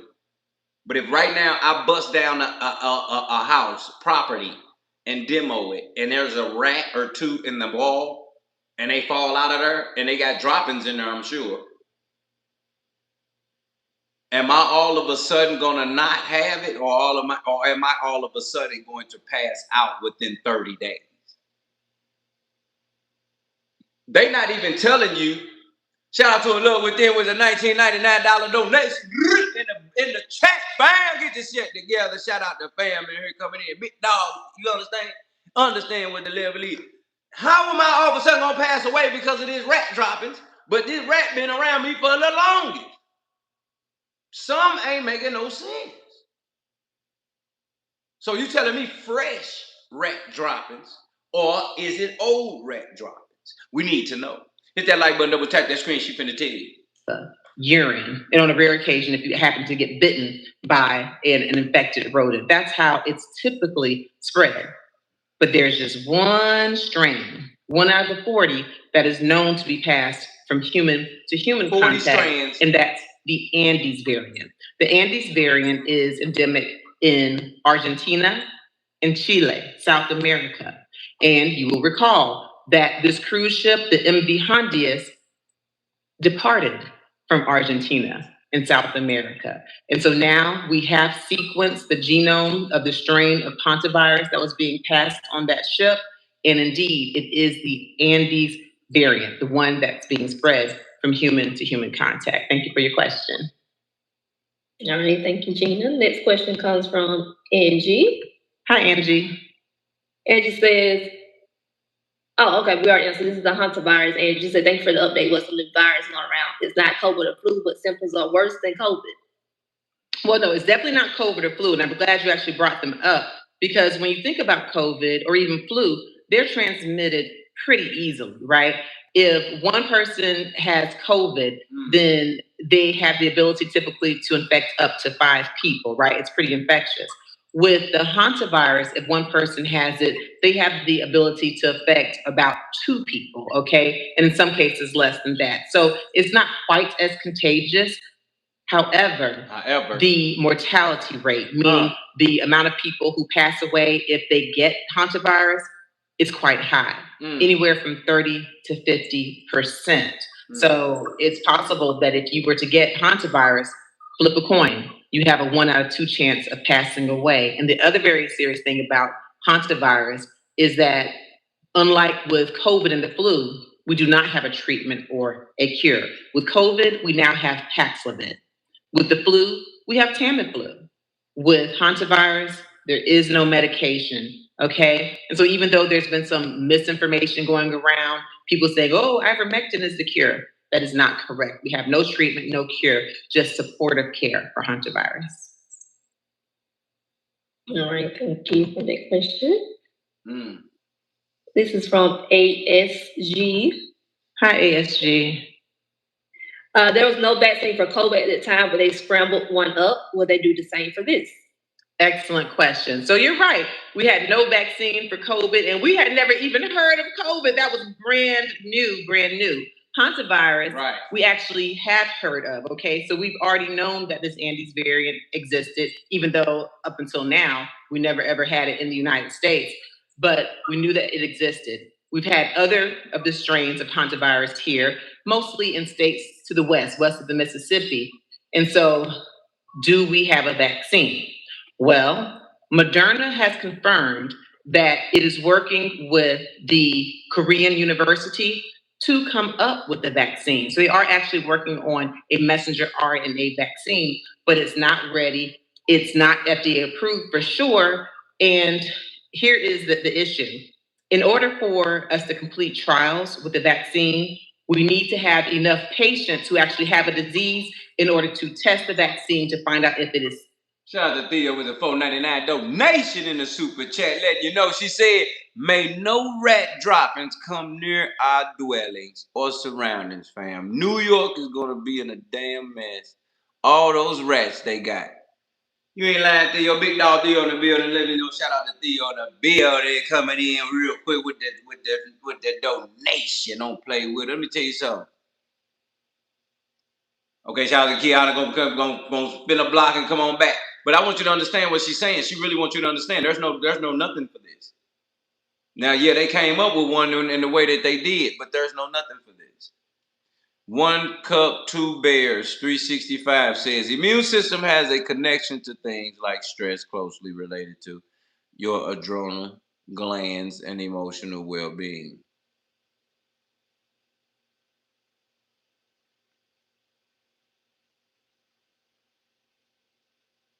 That's very true.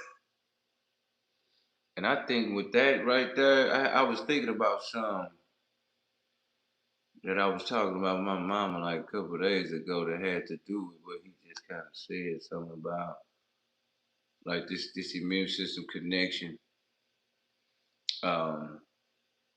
Because you know, cell to cell communication and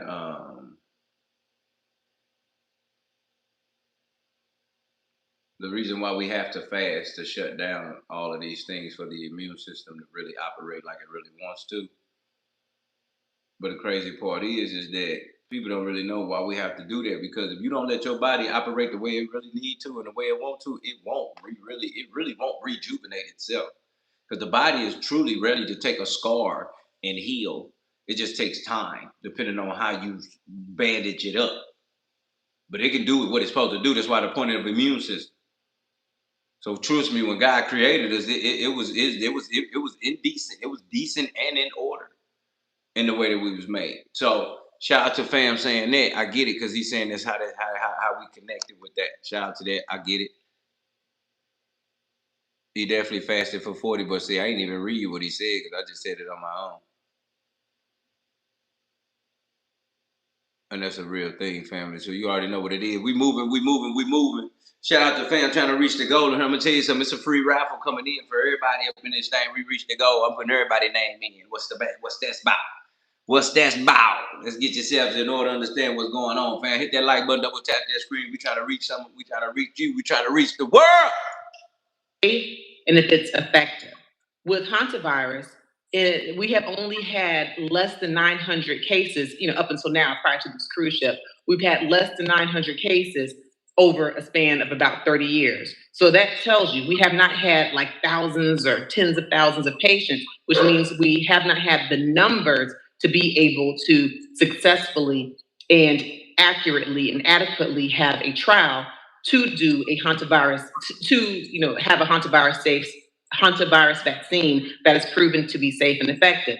So while Moderna is working, in Korea at this, vaccine expansion unit to develop a vaccine, they say that it's not likely to be developed quickly. Now, if things were to change, which I hope they don't, where all of a sudden we're getting more numbers of patients with hantavirus, then we probably could have something like an Operation Warp Speed. But as of now, they have the blueprint and have started working on a vaccine, but we do not have one that is globally available now. All right, great question. This is from Miss Aileen. Hi, Miss Aileen. Miss Aileen asks, can you explain the difference between early symptoms and the severe phase? Oh, yes. So we actually have a couple of different types of hantavirus. So I mentioned the strains, okay? There are 40 different strains of the hantavirus, but then there are 2 types of disease syndromes that can develop. There is the HPS, Hantavirus pulmonary syndrome, and that's one that's more common in the Americas, like here in the United States and in North America, the Hantavirus pulmonary syndrome, HPS. And then there is HFRS, hemorrhagic fever with renal syndrome, and that is more common in Asia and in Europe. So as far as the Hantavirus pulmonary syndrome, early symptoms include fever, headache, diarrhea, just generalized malaise, fatigue, and then symptoms can progress where one will get shortness of breath and then outright can develop respiratory failure, low oxygen. The lungs can fill up with oxygen, heart conditions can develop, and quite frankly, patients can pass away from cardiopulmonary disease, or respiratory failure. And this is actually what happened, Ms. Aileen, to Gene Hackman's wife. And you know Gene Hackman, the world-renowned actor. He was in the Superman movies. That was how I was first introduced to him. But Gene Hackman's wife, Betsy Arakawa, passed away at the age of 65, and they found that she tested positive for hantavirus. And so she... Hit that like button, never tap that screen. I appreciate Lori understanding that. She said they already working on it, fam. They already working on something that's going to take care of it. They're already working on medicine. There's too many people in the world to play this game with. But at the end of the day, they still have to decrease the population by all means necessary. And because of that alone is the reason why stuff like this just pop out of nowhere. COVID popped out of nowhere. All of a sudden, you got to stay at home. You got to stop going to school. We got to stop working. We can't do nothing. Ain't nobody in the streets. If you go somewhere, it's because your job made you do it. We don't even know what that is. We don't even know what that is. We ain't never did it in our life. Now you're talking about a hantavirus. There's no nothing. But if you get it, you can just pass away. Period. Within a month. Nobody got no money to run nowhere. Nobody got no money to move nowhere. Let's be real understood when we talking right now, fam. Because now we got a virus. We got Nephilim. Woo-hoo. I can keep going. It was something about trying to figure out what the last days would look like just on some type of Monopoly board. But it was another thing about actually looking at everything and then actually calling it chaos. See, I thought chaos was when everybody in the street would be running around with just everybody just signs, yelling, swords, guns, everything. Everybody just yelling and it's just That's what I see chaos as in my mind. Back 10 years ago.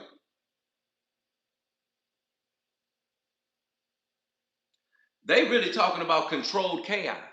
And if you didn't really understand that, I get it. This is really controlled chaos. Because they can control if they make us mad, or they can control if they make us happy. But it's in a very chaotic way that it's being done. Because if they can say, hey, listen, today, UFOs, when the last time you heard of somebody say something about the Epstein files? I'll wait.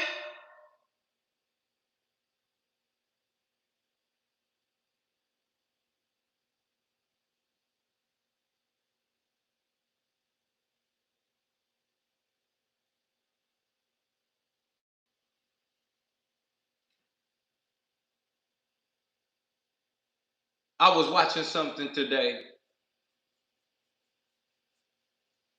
that talked about a deal with alien beings and mankind. And I want to show it to y'all, but it's really like on the History Channel. It's really on the history thing, so I can't really play it on here because, copyright problems. But I think if you understand the Zoom and you can become a member today, you can be on the Zoom for Friday for us to see this. This is very serious because they talked about the deal and the negotiation that they had with this being and how President Dwight and all of them had a conversation and the negotiation about how we have the technology that we have today. That is very serious. Because for some reason you thought that man was just so damn smart, we didn't just came up with everything overnight. When really there is a level of being and there is a certain type of UFO-ish material and technology that we have come across to be able to put that shit in movies. Follow me. You better follow me. Huh? Reverse engineering. Thank you. Think about this right quick. We are mankind. What about us that'll make you think that we can create something that's extraterrestrial for beings that we know nothing about? Why would we make something we know nothing about? Why would we even, let me tell you something about you. You can't even do that without something being planted in the mind for you to even do it on your own. There's nothing new under the sun. There's no thought that hasn't been already thought. There's no thinking that hasn't already been thought of.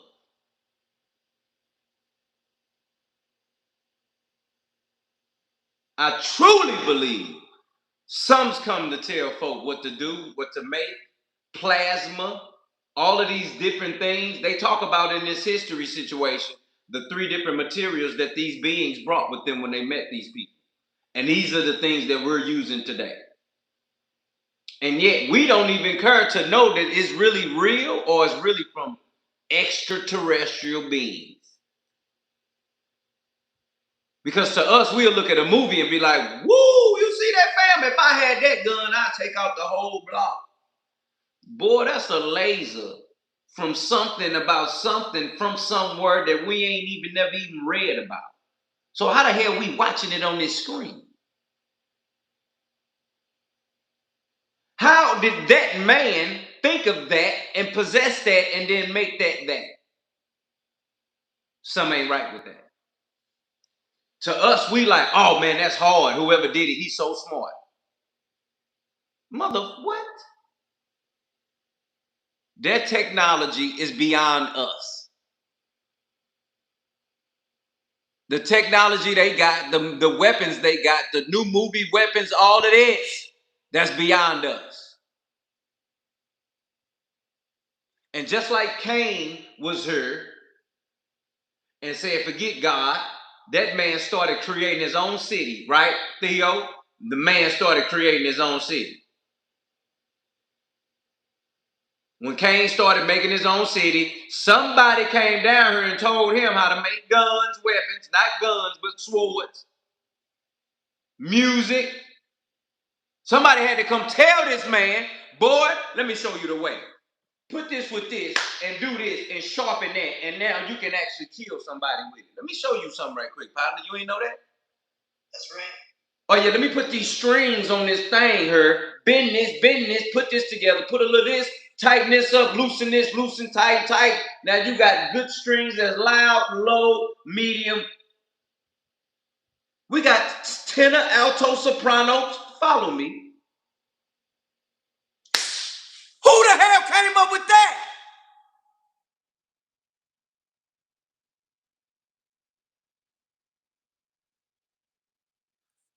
You know it wasn't us because somebody had to tell Cain what to do. What? If it was us, it would have been him on his own. He'd have already just, voila, God, bye. I got it. Let me do it.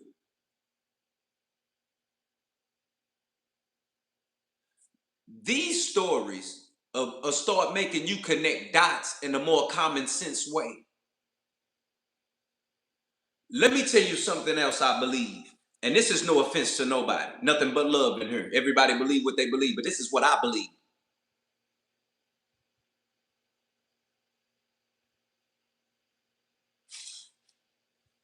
Whatever you believe, claim it. Stand on it. And stay right there. Because I'm going to tell you what you can't do. You can't take a piece of this and then take a piece of that and then say, you good, you got it, this is where you going forever. So I advise you, because you're going to get a day where whatever you believe, no, stay right there.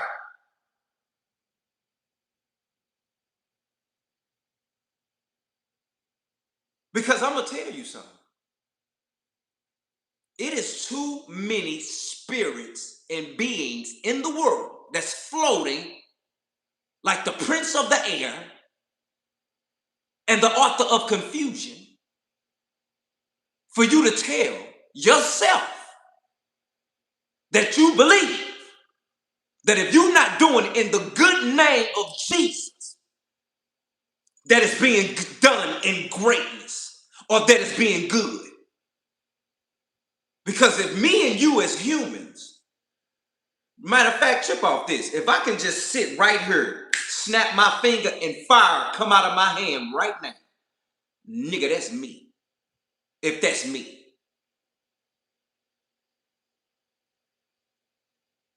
But if I gotta sit here and start to try to feel myself conjure, because I'm gonna tell you something.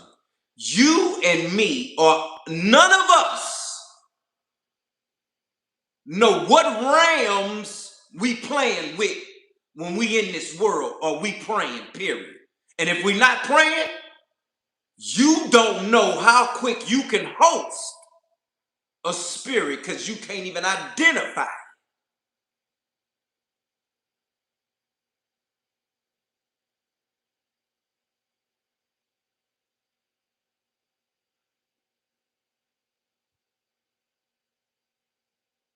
It is so different to know when somebody come to kill, steal, and destroy you, it is never going to be really in a painful way. Everything that's coming to kill and destroy us will not be in a mad, bad way. Things will come our way that feel good. Things will come our way that feel amazing. Things will come our way that we will host that is no harm to us. But yet the fact that it still ain't being done in the Savior's name, you may not be saved. Fam, see, you got to understand something. Chris in the building, you got to understand something. This ain't this ain't about the information. Because it's a lot of facts. It's a lot of facts. All the shit we read, everything Theo knows right now, that's facts. She read it. You can't take that away. It happened. She read it. She put it out there. It's facts. She could take a book, put it with another. It's facts. It happened in 1970, 08, before Christ. It's facts. Facts. Facts.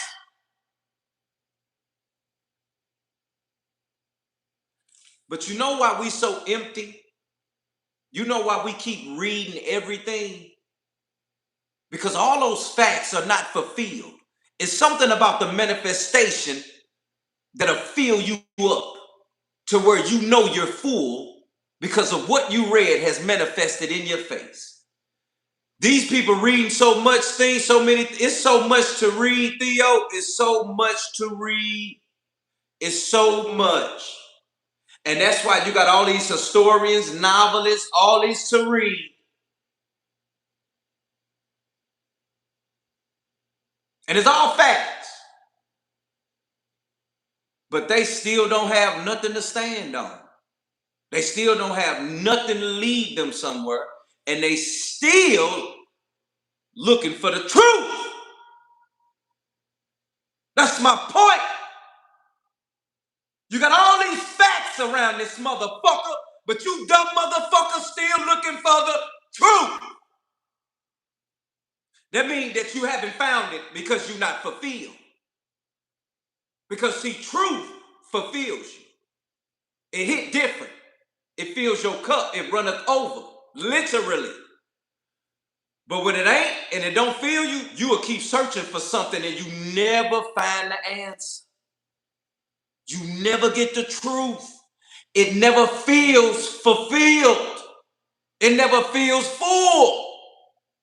So you keep searching. You're going to read every book in the world and still ain't got the truth.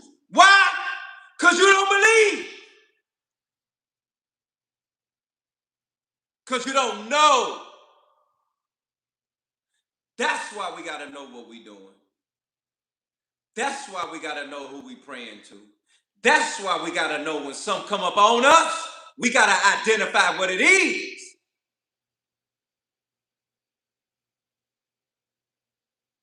Because it has to fulfill us at some point. We gotta be full at some point, Theo. We got to get full at some point.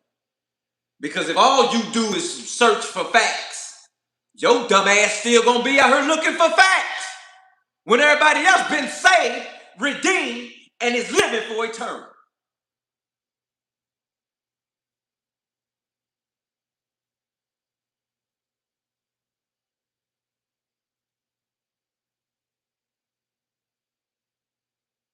Tell somebody it's a difference in direction and destination.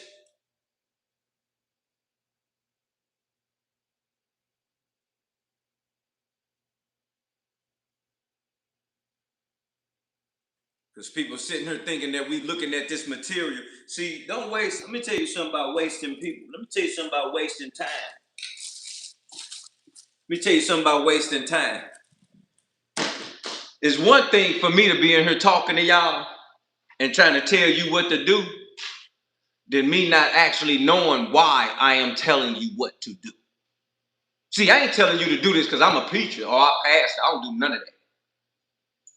I ain't telling you this because I ain't smoking weed or something. No, I do that. I ain't telling you this because I'm trying to tell you how to live. I'm also, what I'm really trying to do is almost think that I'm saving somebody's life because for some reason, you still lost. And I know you lost.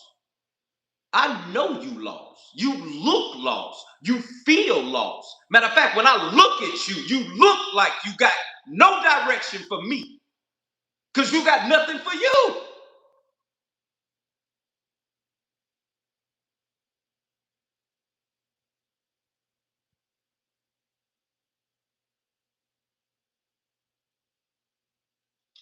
You better, let me tell you what you better stop doing. It's so funny. If you were the Redeemer, if you the Redeemer, then we should be praying that you save us.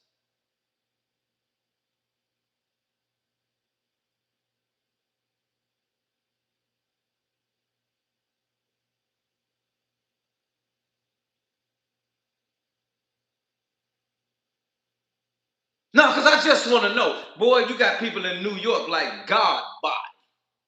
Cats be like God body. I'm God body, fam. What's up with you? This is what we doing. You God body, you right. You right. Okay, cool. All right. What blood you giving so I can go over here and do what I want and still get into heaven tomorrow? Like you giving your blood? You gonna give your blood, Chris? You gonna drip for me? I got you, bro. You got it? Cool. You straight up. Yeah. Yeah, no, hold up. So you got me, but you ain't got your kid. Who you got?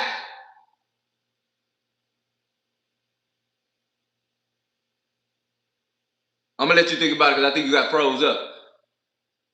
Who gonna get a blood for me? Because you know you can only do it for one. My bad. Say it again. I'm froze again. I'm good now. You got a chance to give your blood to save somebody's life. Who you doing it for? You know I gotta do it for the kids, man. But if I gotta do it for you, bro, I'll do it for you too, bro. It's a blessing to hear the real respect from a real gangster that followed. But the first thing you said was what you know to say is the kids. Oh yeah. And I heard that. So I know you know. I know that's what you would do because you naturally just said that. Hear me right? But you heard what you just said? Yeah. Okay, so that leave me out. We partners, we homies, we go back like whatever. I'm through. Feel me? So now I'm gone because you can only give your blood to save one person over here. You can't even do it for me. You feel me? So I'm through.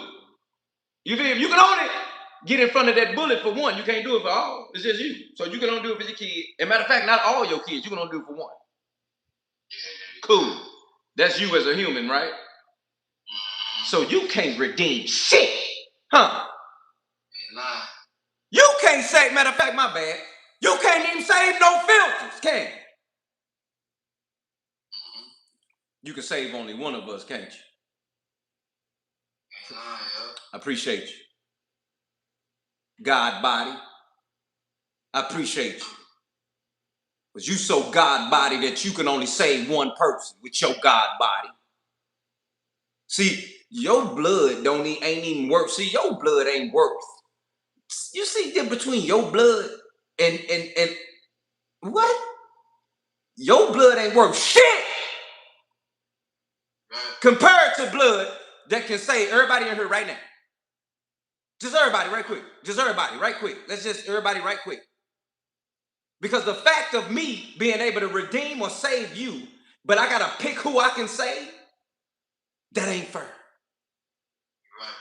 That ain't fair. I love all y'all. Why I gotta just you? That's all. It's something about that ain't fair. Something about that ain't right. You right on that, bro. Real. Cause we all, but I got kids, you got kids, we got kids, they got kids. What we talking about? I ain't able to say the kids. I can only just one. That ain't cool. We got to make a point with it. Somebody in here ain't God body. Somebody in here ain't carrying the spirit of the redeemed in their body. Somebody in here can't call on Chris for Chris to move demons away.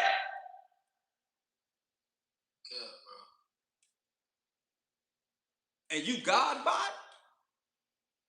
I wish I could, but save everybody. I gotta take authority over this gargoyle using this nigga name, and he can't do nothing?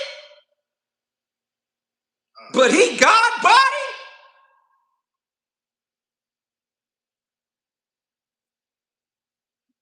You should listen to the ignorance from you motherfuckers. If you take a step back and just listen to yourself, then it would explain to you how mankind sound in the eyes of God, a real one. That's how you know we don't even think. We're not even on the same time. You know, time ain't even looked at the same. A week ain't even seen like that up there, dirty. And we God body. We got it, huh? A day is 1,000 years. Let's get right in her, dog. But we gods, though, right? Nigga don't even know how to tell time, but we, what? All life is a second to him. You better get right. You better listen. You couldn't fathom him. You can't even forgive a nigga for less.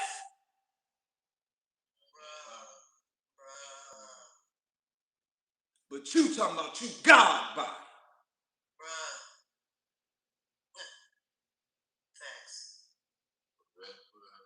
All that talking you niggas be doing, don't even be listening to yourself. You couldn't fathom the level. You can't even forgive your dog. You can't forget a dog. You can't even forget a cat for rubbing some shit wrong. And you talking about what? You can act up out here and still be here forever? I'm gonna tell you about a grace period. Can't even forget a cat, but you talking about you finna forgive all these niggas in here to get somewhere. Shut up. The nerve of you. Shit, you can't even forgive yourself sometimes. How you gonna forgive all of us to get where we need to be? You know what we did? You know what we doing?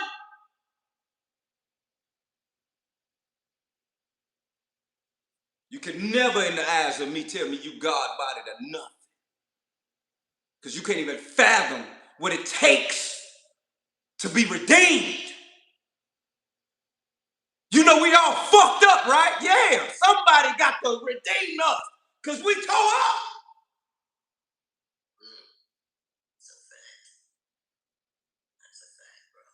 So you gonna sit in here and tell me you think that's cool and we just gonna walk into light with this? And then you get all these stories and information about demons and all this shit and you still stupid. I had to tell my mama I wish I could slap the shit out the pastor that never brought up this shit. Sitting in the church, talking about this, that, and the other, but some information I feel like we needed. But she was like, no, don't do that. Because just like you was a baby and had to get that baby milk or that breast milk That's what you got early. And now you getting that meat and potatoes, nigga, because y'all built for it. They told you in the end days, the young gonna be so knowledgeable, they gonna be so smart, but they gonna be weak. And I didn't even know that. But I told you when it's truth, it'll fulfill you and it'll manifest itself. And truth is showing me that, yeah, we are weak, but we are smart because we are so after this information. We so after this. We getting some shit my mom and them could have never even found. They have never done this. This right here, what we doing, they'd have never did this. So you know we smarter than smart. Shit, we doing this. Look what we doing. We have surpassed.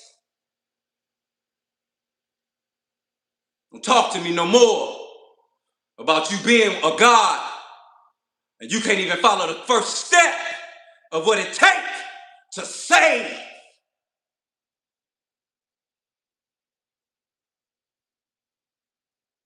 Hit that like button, double tap that screen. We're going to save your life even if you don't want to save yourself. Because it's something about sitting under it and you still going to go the right way. That's what happened to me. We wasn't even listening to church, Theo. We was just sitting under it, playing with the sticks with drums. We ain't care. And I done seen my road and I'm seeing me right now talking about what I'm talking about. Get what I'm saying, fam? That's manifestation. And we cannot, let me tell you what we can't do. We cannot sabotage ourselves because of how we think or how we feel.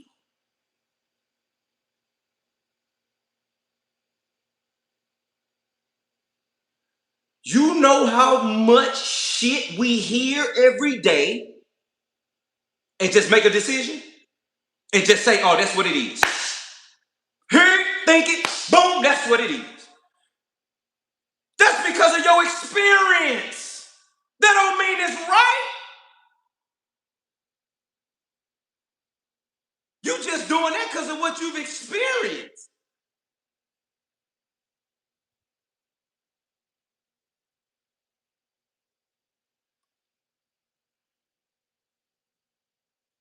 We don't know it all. We don't know it all. But Lord, I thank you that I want to know truth. I ain't got to know it all. But Lord, I want to know the truth. And there's something about some ways that seem right to a man that ain't going to turn out for a nigga help.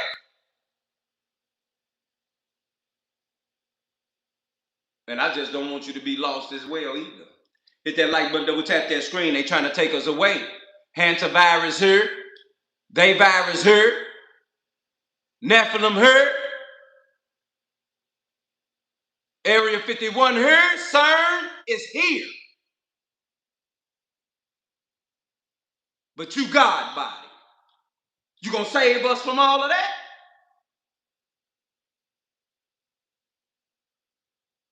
Okay, let me know what to subscribe to. Let me know who to pray with. And let me know where to send the payment if you're going to take care of me, if you're going to save me.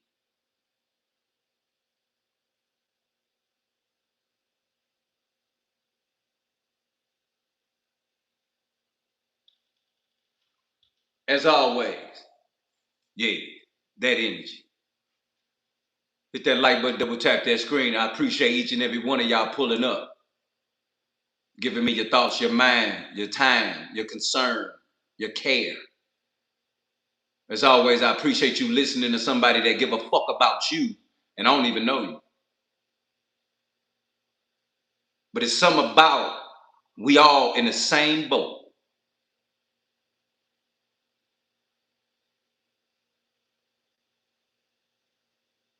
And we got to make sense of things. We got to question things.